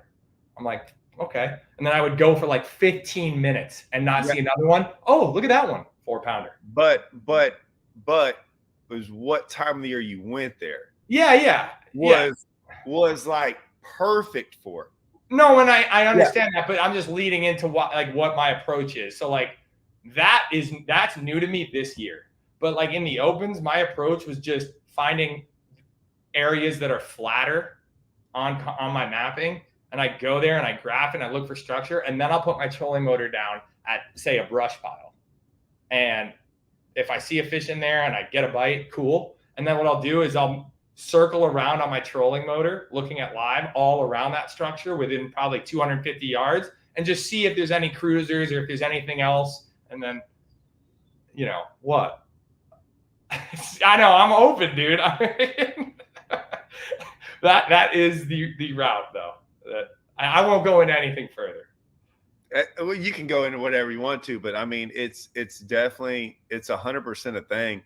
I mean, So I've always been the guy on Rayburn that like didn't fish by anyone. I would say I was ahead of my time on some things. And so I had some stuff to myself. And what I mean by myself was I was doing some things like when we were winning tournaments, we were the only ones doing it this way. Yeah. And now it has become a thing. And now it's past that because it got whatever, but I was always on Rayburn, and it just how I grew up on Livingston, and how it's just whatever. It's my makeup. Yeah. I just always did different stuff. And so I've always been the guy who always is like really like off the wall, way off the wall. Yeah. And part of it, I love it that way. It gets me in trouble at times. Like it got me and Russell in trouble at Toledo this past because we're all like when we win tournaments this year, huh? Yeah, like when we win tournaments, a lot of times, we know where it goes down and we don't go there, and we look for all these off the wall spots, and we've won a lot of tournaments that way. And then this last one, and we did good in the Texas Team Trail, and then in the Brandon Belt one, it was we look up and it's just like the most biggest community hole, and we were just like, God, are you kidding me? Because and don't get me wrong, I think I found the school of fish that would have won the tournament. I had some in practice. They were giant. Anyways, doesn't matter. I will say that is doing that is like, I do the same thing, like trying to figure them out that way. And sometimes it works, but then I'm always trying to like figure them out like other places as well, like these off the walls. Yeah. Sometimes it helps, but if I didn't know any better, and that's the way to do it, is just roll up on where they live. And man, and it scares us. Now, community holes have always scared us though, because you know what lives there, and you stay away because of the pressure. Yeah. And like I said, that's what I did at Wheeler. That's what I was saying to you. I finished 70th because like you try to find. That's why every year, and I talked about it with Trade and Chris on their podcast. Like I'll always have 2 or 3 bad events a year because I'm always trying to do something off the wall, and a lot of times it works. But like you said, 2 or 3 times it'll get you in major trouble where you're just like, dude, I am lost. And I didn't practice the community hole, and it's going down there, and I can't roll up. I'm not ever the guy that's going to roll up on someone if I wasn't doing that. So I think that's just the nature of that game. And most of the time, this might sound like bragging, but most of the time when I go do off the wall stuff, I figure out how to get bit. Like I'm not like, I don't show up going, I don't show going, how many bites you have today? I'm like 2. Like, no, I might have had 2 because I figured them out the day before and I've left it alone. But I'm never. I might not catch them in events, but usually I say it's off the wall stuff only because I don't see anyone else doing it. Yeah. But to me, it's normal fishing. To me, it's not. It's like this is what I do everywhere. It works. So I mean, like you said, if you were going up, if I went to New York and you went down the bank, and I went down the bank, I'm like, oh, there's some. Oh, okay, this is obvious. Like to me, it would be obvious, and then somebody else would be like, "What are you doing?"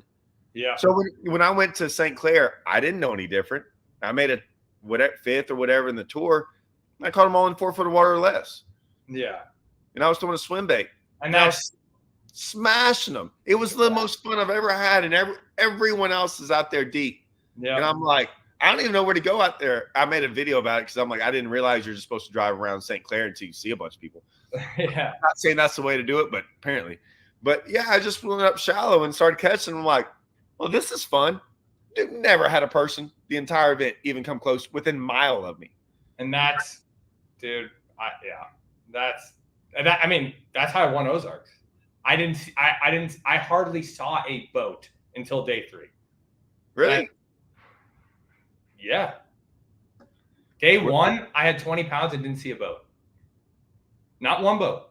Man, I'm going to talk to you about Lake of the Ozarks because Hold on. Day 2, I went to my spot. I started day 1, and I had some issues getting there. I had to have some people work on my boat. And I get there, and I had 0, so I went back to an area near the ramp at like 1 o'clock and caught like 16 pounds on day 2 to back up that 20-pound bag. And then day 3, I just went fishing because my stuff was burned, and I got not somewhat lucky on day 3, but like the right bites happened. But that whole tournament, I didn't see maybe more than, I don't think I ever fished like anywhere near anyone in that whole tournament. See, I fished that event. That was the worst event I ever did. Because I go up there Lake of the Ozarks for the Toyota. You were in that event? Last year? Yeah. Was it the year before? No. It was 20. It was last year, the year I qualified. Yeah. So I fished it. I think. Pretty sure I did. I'm pretty sure I fished it. They had a Toyota the next week. Yep. Yeah, I killed them in the Toyota. Dude, I had like 15 on the final day, I had like 15 Toyota guys. Oh, no, yeah. Everywhere. Okay, no. So like the Toyota freaking idiots. Well, they were. I'm just saying, like I had literally like, and one of the guys even went as far to be like, I told the camera guy, I'm like, you actually could see it. Like I was like, dude, I need one more 5-pounder, and I got this thing wrapped up, and I had like 18 pounds at this point, and the guy overheard me and goes, son, you got this thing won by 6 pounds right now, and I was like, dude, you're killing my vibe right now. Yeah. Like, stay out of my. Yeah, no way, dude. I remember being out on the water that day because You're saying this Saturday because you started practicing again for the Toyota. Well, yeah, but I already knew what I like. So what I did after my event was when I went out there, and this is how I called them. I ended up going. So I always fish a certain way down there. I've never made a video on it, and I learned it the very first time I went down there, and everyone's like, "Oh, go throw a top water." And I'm like, "Whatever." I've thrown a top water for 3 days. I hadn't had a bite. And the day 2 of the event, I was staying, but you got to realize I was staying with like Scanlon, Watson, Robbie Dodson. I mean, like all these like freaking like Leg of the Ozark guys. And I fished some of this. Scanlon has brush piles in there. I think if I had to guess, I bet you I fished some of his brush piles. Oh, probably so. So one of those guys is always in the top 10. Oh, the guy I stay with was Scanlon's Corey Steckler. I still stay with him to this day. Like I was like, hey, I'm about to be your roommate for 2 weeks. He's like, come on. So the first time we ever fished, he was like leading the event or something. So, I mean, I stay with a bunch of guys, but I've always been good friends with those guys because I rode down there and I sit in there for 5 days with them and never say a word about, like, I never ask them a question. We don't, like, they know me that I'm just going to go do my own thing. And so, and then I'm like this top water thing, and I never asked him a question. And Robbie Dodson was like telling about this like 6-pounder he had that blew up and missed, whatever. And I was going, I just, sat back going, this is what I like to do. Why can't I figure this out? And literally I was driving down the lake and I did this U-turn and I'm like, man, what if it's that? And I went down it and caught one and ended up like catching like 16 pounds that day, all just on brand new stuff. And that it all started registering for me. And it changes a little bit every year, but usually when I go down there, like I don't need any practice. Yeah. Now I might need, every year they change. What's weird is you could kind of fish that lake like I fished it in the moment more than anything. Yeah, if you fish in the moment, it's better. Now, but it burns me a lot over 3 days. So I was like, man, I'm going to figure something else out with this Livescope. And I did find some Livescope stuff. And then I'm like, man, I'm going to go try this other thing. And that's how I caught a giant bag on day 2. And I thought it was kind of like a fake. I thought it was like, it was a deep deal, like a really deep deal. And I'm going, like 60 or 50, like that type of deep deal. Over 30. Like way down off the point, like way yeah, like not where I thought. What I don't care. I'll be honest. I was on this spot and I saw these like 3 giants. I fished for them for 45 minutes, and they would sit there. They would like roam around and come back, and they did this for 45. And I was so mad. They'd get all up. Didn't matter. So one of my buddies came by and he was like, he saw him. He's like, is that you over there? Because he's like, man, ain't nobody, like, that has to be you. No one else is over here.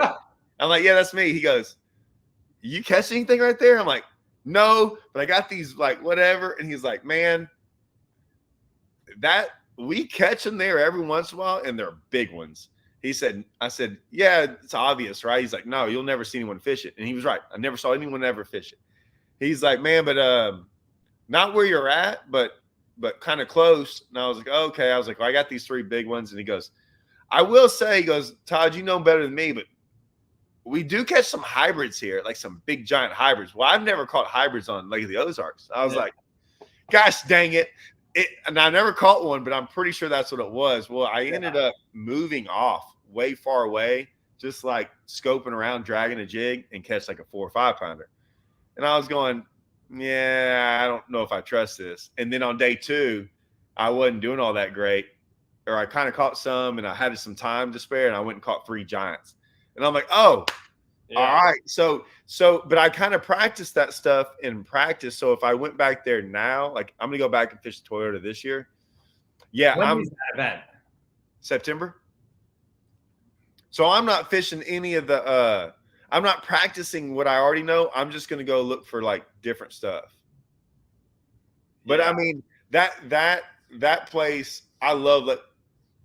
I'm just fishing it for fun. Like I go fish. That lake's so amazing, dude. Yeah, and I'm biased, but I do really enjoy awesome. it. It's so cool.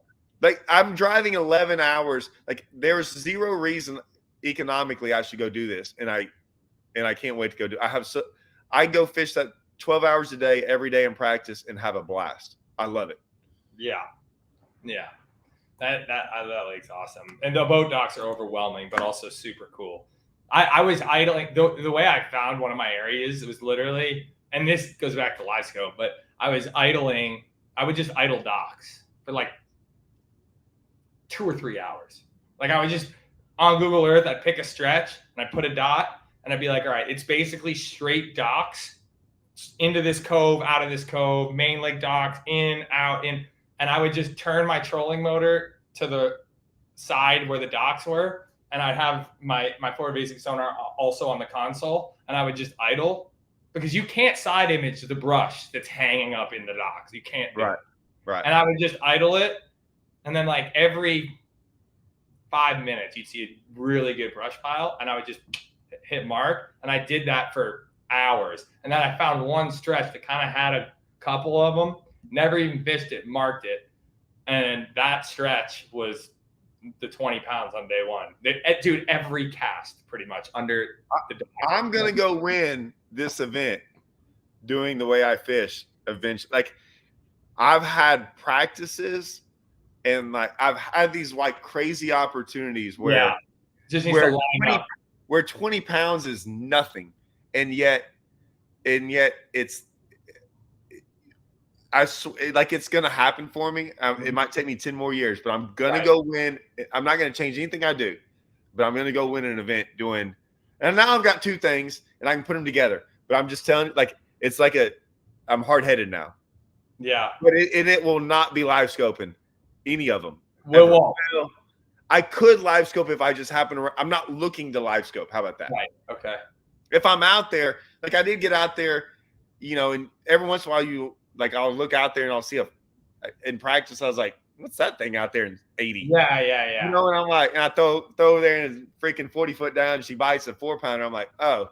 And then I went and did it, and I'm like, I'm going to get caught up. Yeah. You got to just think what you're doing, and then every once in a while, just look. Yeah. But I'm not out there looking like not 99. Well, I might find a live scope spot, but I'm not literally looking for it. Does that, you understand? Yeah, I know exactly what you're saying. And if I happen to see that there's fish around and you can catch them live scoping, I'll catch them that way. But that's not what I'm really out there trying to do. A lot of the time I use Livescope, and this is the God's honest truth, at the Classic, I top 10'd it doing this technique. I'm just using Livescope to see where a rock transitions to something else, or like where it goes pea gravel to boulder. Like, and you don't see any fish. You're just seeing where the transition is, and you're throwing in there, and then you're just dragging a jig like blindly, basically. And then boom, you're still old school fishing. I mean, we talk about that. That's what I'm doing, but Livescope makes it so much more efficient. I think it's very hard. I think past a certain time of the year, I think it's very hard to catch fish live scoping fish. Yeah, that's what I don't understand. Why everyone's like, "Oh, he's just because they don't know only bait." I'm like, dude, I barely throw a minnow. Yeah, but the minnow thing's way overrated. That's the most overrated bait there is. Yeah, I mean, you understand what I'm saying? Like you're seeing it play out on certain places, but for the most part, you could go throw a minnow bait and go catch 12 pounds a day and catch 60 of them, and you're going to end up with 12 pounds a day. You see another guy doing stuff, catching them off live scope, but they're not. That's not really cool when Bassmaster shows. If they showed you out there and you did did your live scope over here and you didn't see anything and you still made a cast and caught one. Like, it's a lot cooler to see this little minnow and a bass come up and eat it, but they're not showing the, like, over half the time the guys aren't seeing the fish. Yeah. Oh yeah.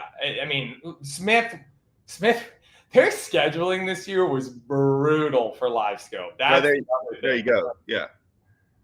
Yeah. See, you know, I mean, he asked, are there fish that don't show up on it? Oh my God, dude, it lies all the time. That's what I say. Livescope's it is a liar unless the fish are like perfectly set up in the water column. Yeah. Like certain times of the year. Yeah. I mean, like even on Oneida, like I was just there Monday. Sunday and Monday I fished for fun for first time in a while. And I didn't see a single fish on scope. You would just see, okay, there's a hole. Like I would look at my Mega 360. Okay, there's a hole in the grass there. And then you'd live scope it and you'd be like, okay, there's the rock. That's the exact cast.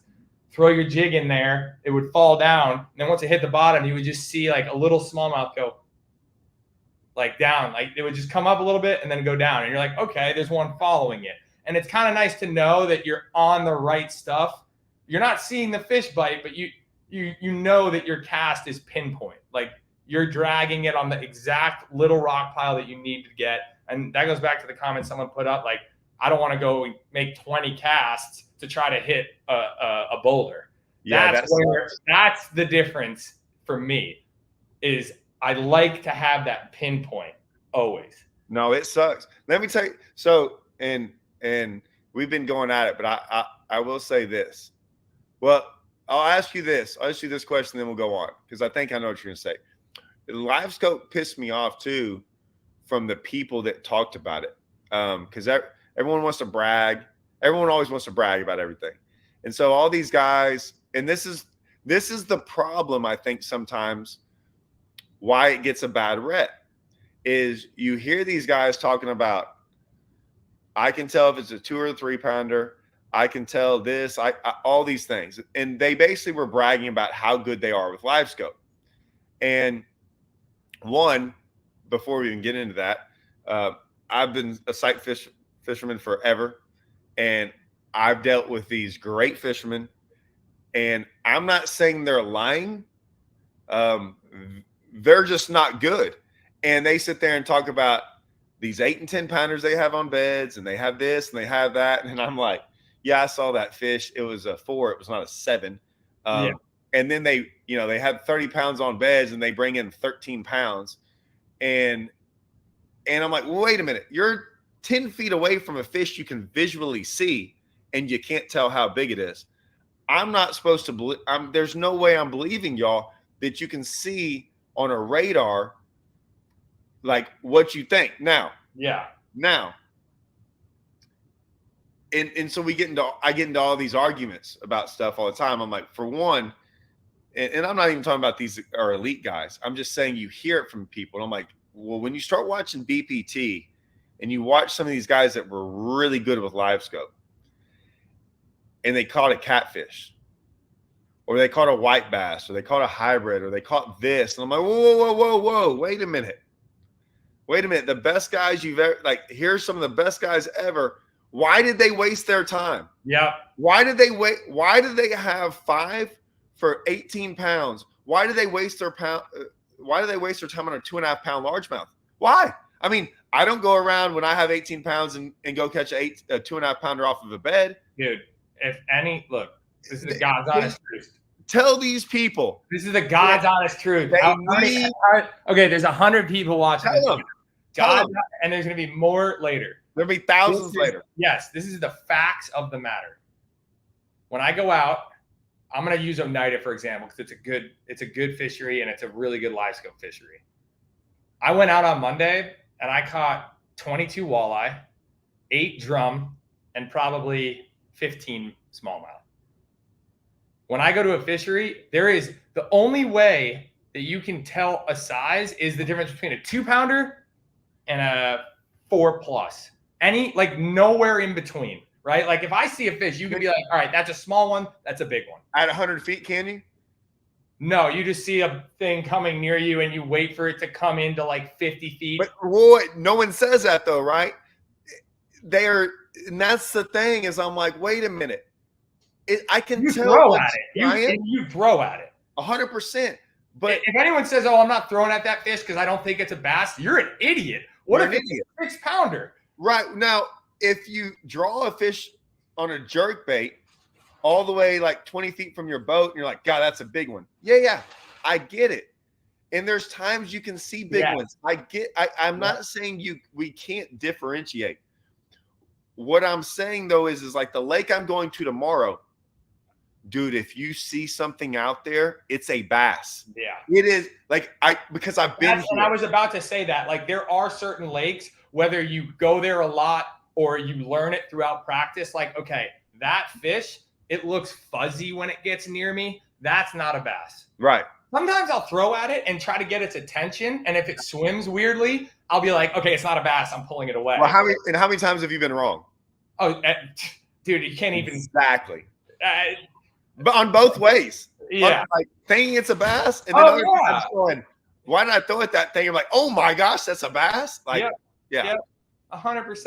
And I don't know why the fishermen are weird and that like, I'm not going to say they lie, but they just stretch the truth so much. It's not stretching the truth. They're making it. They're thinking about things. So this is the best one. Here's what I want to say. So if I go to a lake in Arkansas, Beaver Lake or something like that, Beaver Lake. Yeah. Okay. Beaver Lake. Okay, with that Beaver Lake, imagine a lake that doesn't have 10-pounders. Yeah. Okay.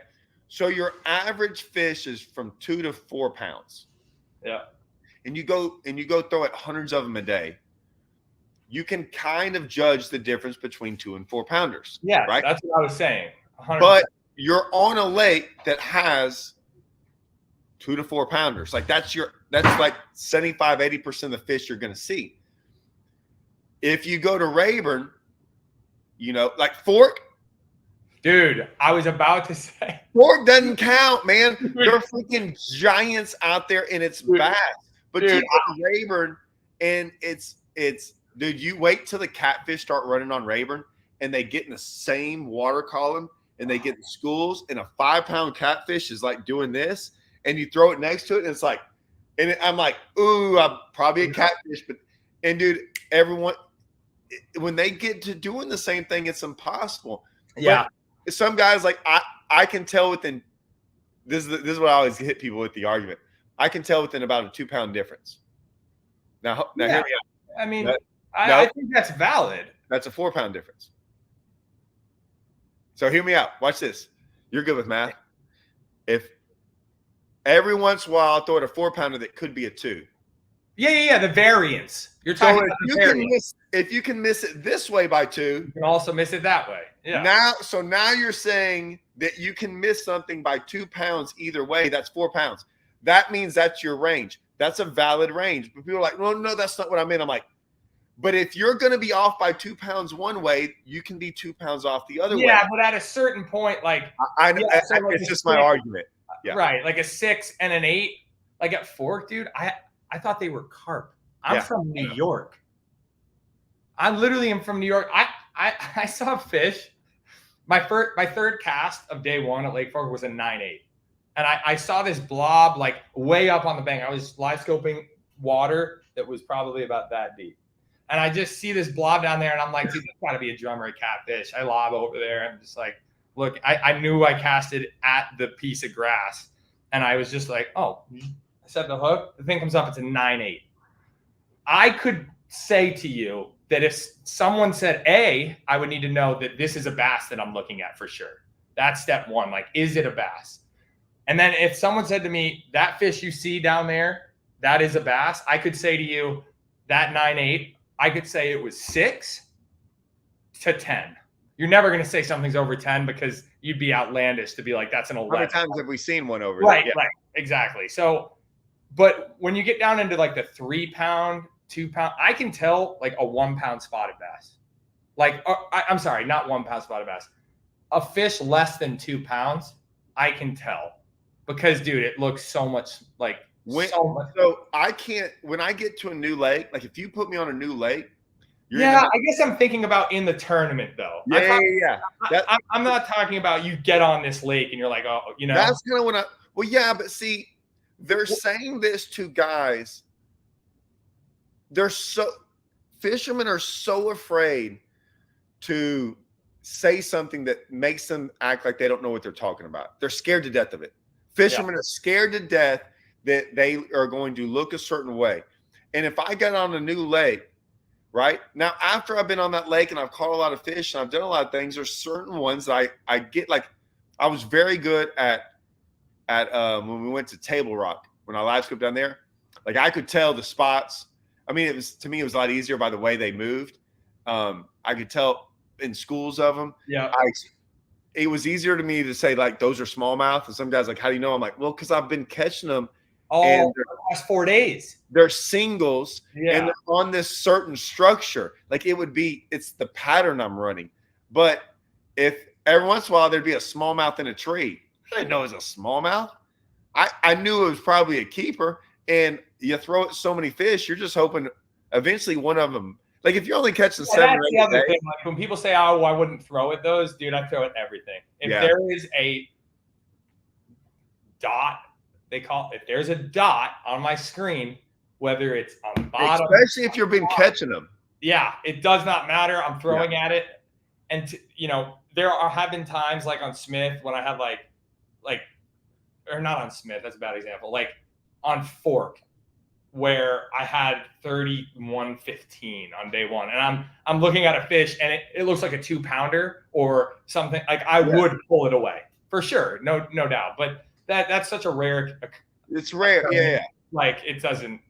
Yeah, people are. I'll just leave it at this: people are lying to you if they say they don't throw at a fish unless it's like their home lake or they know it so well that they're that dialed. But yeah, I just don't know I don't know anyone that can guaranteed identify fish on Livescope. I've had one guy say one guy is really, really, really, really good. Yeah. They said Drew Gill was really, really good. I've had multiple who say he was really good. I talked to Drew Gill. He is, I think he's like top 5 probably in the world. I do too. For sure. I think so too. It's I'll get him on. I'll ask him. I think Drew would be.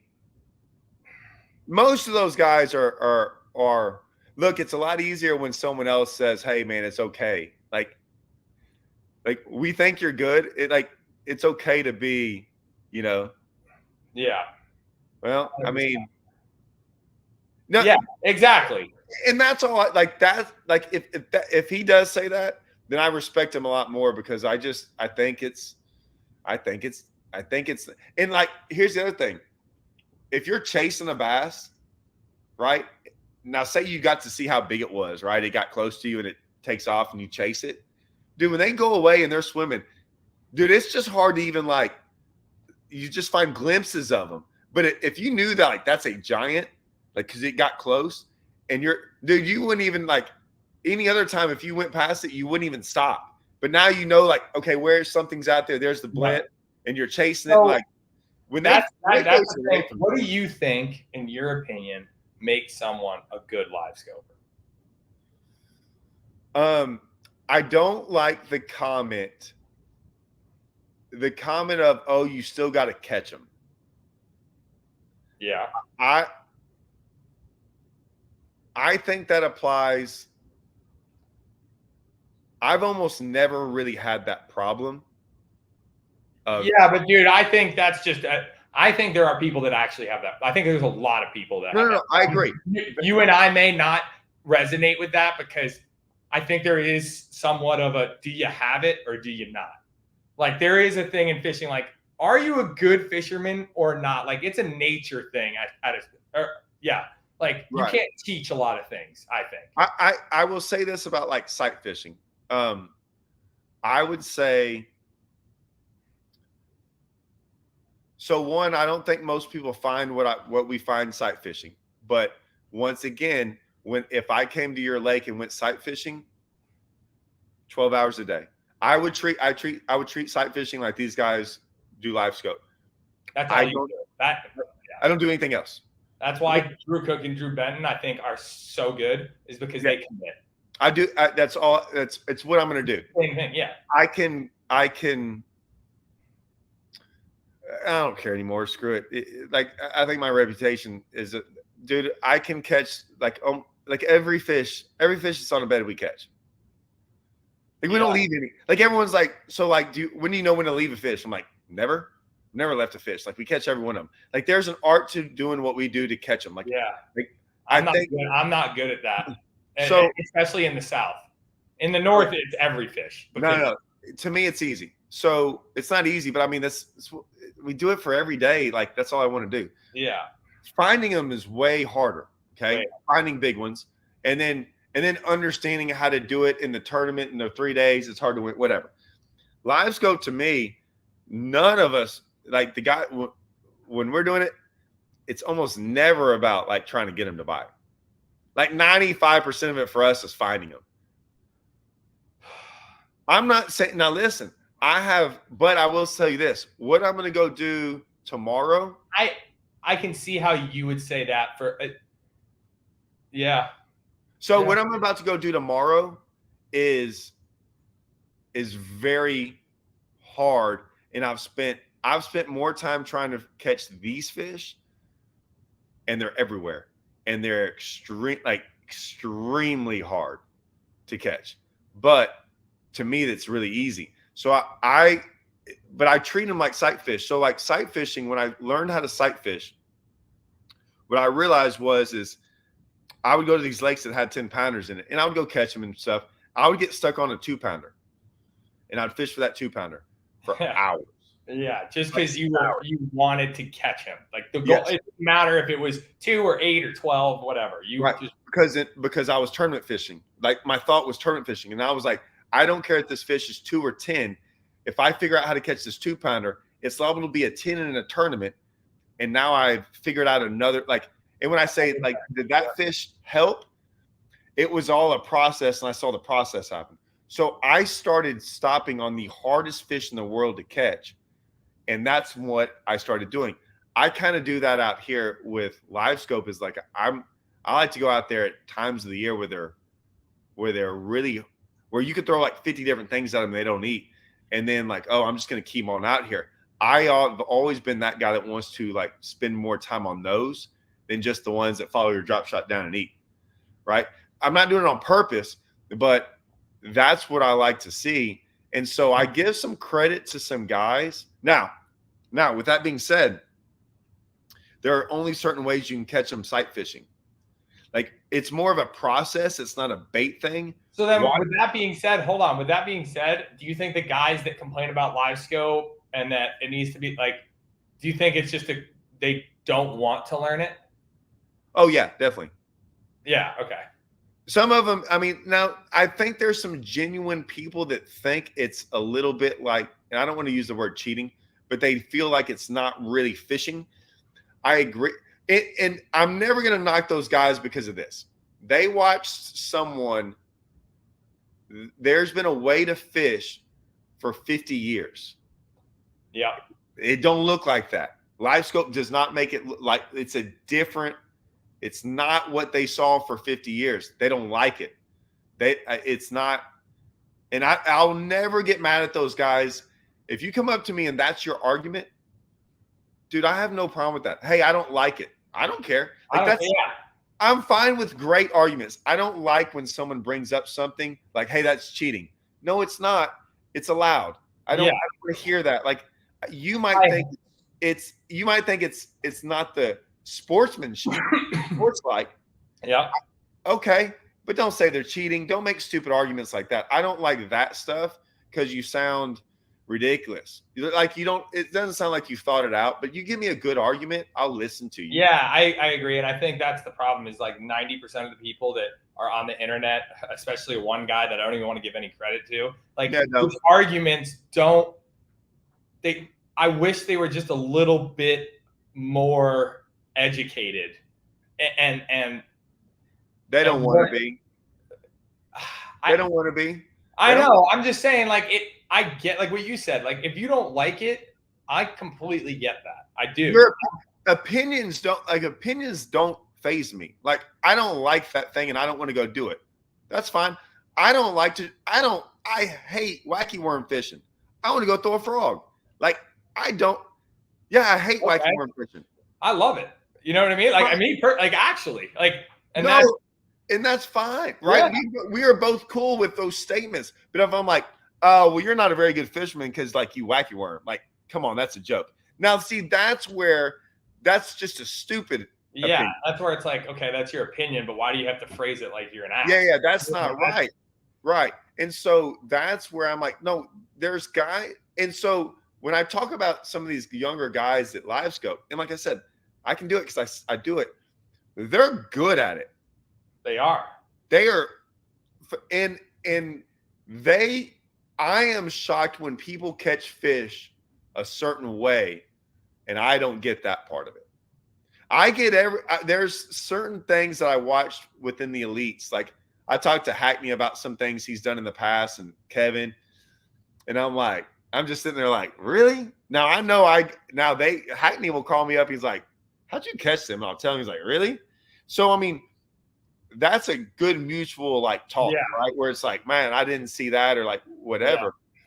When I see guys catch them on Livescope, like on wherever it might be, I don't know if sometimes it's a glide bait, sometimes it's this or that. I'm like, or it's that they catch that many of them on a certain bait that I've gone and thrown at thousands of them and can't get a bite doing. That is very confusing. Like the jig, like I've caught 5 million fish on a jig, but I've caught very few on a jig on Livescope. Oh, I've caught some, and but I'm not like, you gotta start. I'm gonna dig out there and catch them all day long. Look, I am not as good as some others. Like, Tyler's good with that, but I'm better than me. But it's so good once you figure out like just the little things you need to do. Like, it catches giants that won't. No, bite I know. That will not bite anything else. No, I know. And I was just like 3 years ago. Or 2 years ago in the open, I was just as perplexed. That he's right. That is literally. No, I brought the jig up because of Tyler. Yeah. Yes. And I knew you did. That's why I said it. I just said it. Like, I'll give him all the credit, dude. Like, he literally throws a jig and a jig and a jig. At Murray, he threw a jig. Like it's and he annihilates them on it. Here's what's funny is, like, we were at Table Rock last year in the championship, and I was out there throwing. Can you not talk about Table Rock? No. Go ahead. I was out there throwing, and like, I had this little deal that I do, and I mean, and I at times it was on in practice, and I was catching big giant smallmouth, and it felt like I was tricking them. Like, I was like throwing out there, I had to wait forever. I had to like do everything perfect, right? They were swimming, and I mean, I had to time it all, do all this stuff. And I was like, and every once in a while I'd get one to bite. It'd be like a 4-pounder. I'm like, oh man, I just need 5 of these today. I'm gonna smash everyone. Yeah. And then they don't bite, they get up close, they do all this stuff. Didn't do very good. I didn't weigh in on day 1. I got so mad I threw him back. Day 2, I didn't weigh in on day 2, but I threw him back. I think I made a video. Anyways, and then whatchamacallit, who's from down here, Chad, he's just down there throwing his jig. He's like, hey, look at this jig go down there. And they follow it down there and eat it. And I'm just going, like, I'm over here, it feels like doing rocket science on this fish to bite. And I'm not saying, like, he was on something and feeding fish. Like, I'm not taking it away from him.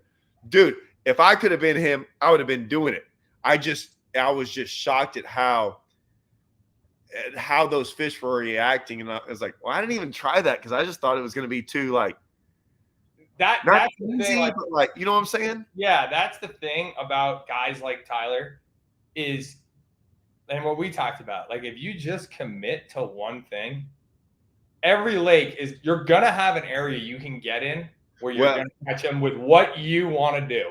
Hold on. So the lake I'm going to now. Oh, what you want to do? The lake I'm going to now. Russell came down. I wanted to show him this like technique, and where I'm going to tomorrow, and we did it. And it was last year, and I was like, all right, Russell. I showed him. I'm like, do this. And I'm back there tying up a jig and everything, and I'm like, all right, for the next hour, you're gonna do this. I'm gonna throw this jig, and I did catch one, and then he caught like. Like they wouldn't even look at it, and I did all these things, and he's catching them. I'm like, yeah, I don't like why. Why am I trying to force feed that? Like it's not working, but it's weird. I'm just saying, like, I know. I need someone to come show me. It's like show me how to throw a jig. I've caught 500,000 of them on it, but yet But it's just different with Livescope. I agree. Like God, it's weird. And I still run into situations where I just don't throw it.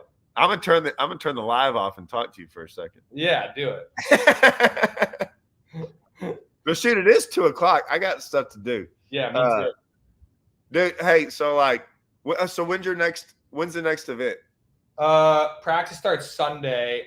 Oh, this coming Sunday at Champlain, and then Monday, Tuesday, and then we have an angler meeting Wednesday. That's gonna be. It's scheduled for 4 hours, but I bet it's probably 5 or 6. Like, talk about a reality TV show. We need cameras in that room for the Elite Series. No. For like next year, or for something that happened.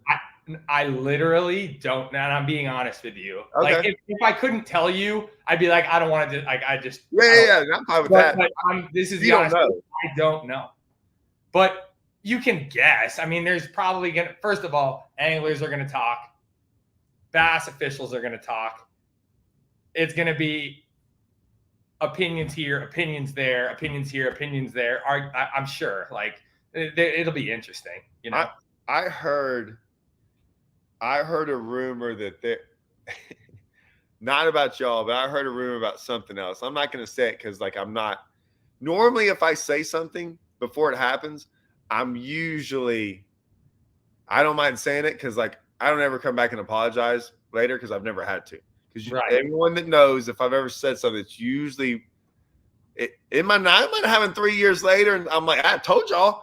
Yeah. I told you, but if it does, I'm gonna call you. Like we're gonna get on here, and it's gonna be great. Maybe all my dreams are gonna come true. I'm excited. I'm excited to hear. I mean, it's gonna, dude. There's just a lot of tension in fishing in general right now. Like, and I think a lot of it's gonna be, oh God. No, dude, look, I don't know. I don't know. I don't know. Like, that's the thing. Like, people want to speculate about all that. Like, I'll tell you this. This is what I'll tell you. As far as a fish care situation with the fin clip still being on there, did that look bad? Yeah, but that doesn't mean it was dead. That means he forgot to take the fin clips off when he culled, which is totally reasonable. And especially on Smith, if you're following like with your trolling motor schools, you need to cull quickly to get back on that pod of fish or whatever. It doesn't look good, but there you go. Like it happened. Yeah. Watching the video, like the thing is, it's so like he could have put his finger down its throat and it was alive. The margin, like it, and did his eyes look unhealthy? Sure, but it could have been alive. I don't know. That's the answer. We'll get into that later about so like MLF has a rule. Okay, it's the dumbest. We got to go, but listen, they have a rule that says, I've asked them about this in Texas. So we're not allowed to cull dead fish in Texas. Okay. This is my problem. This is a whole nother argument. We're not allowed to cull dead fish in Texas. I know that's a rule. That's a law. It's just a law. Yeah. I've asked MLF about it. and Toyotas and BFLs, and their comment is this. I've been said this multiple times. We don't have a rule against culling a dead fish. What? You can cull a dead fish in a Toyota Series event. They don't have a rule saying you can't. I'm saying in New York. That what? So if MLF came to New York, you can cull a dead fish? No. They don't listen to what I'm saying. They're very adamant about how I'm saying this. They don't have a rule saying that you can't cull a dead fish. Okay. My interpretation of that is this. If you cull a dead fish with MLF, you will not get penalized. Now, if you ask them the same question, it's against the law. You must follow all the state laws.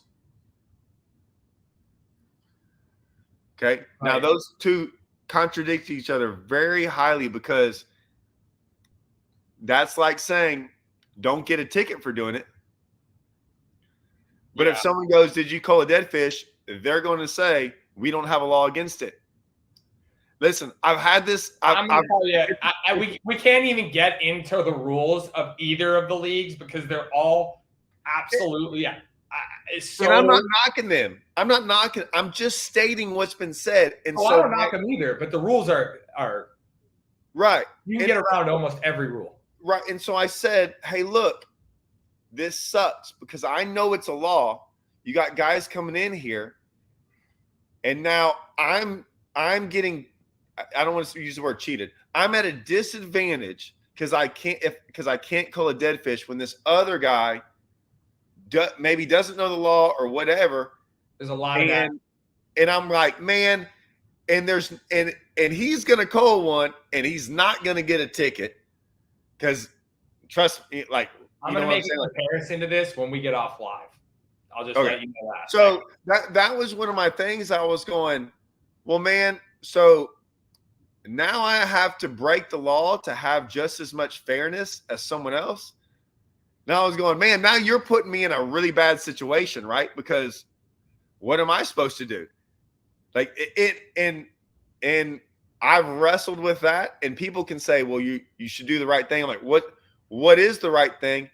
I know what you think the right thing should be, and I'm not saying you shouldn't do it because all of our other tournaments can't cull dead fish. We all know that.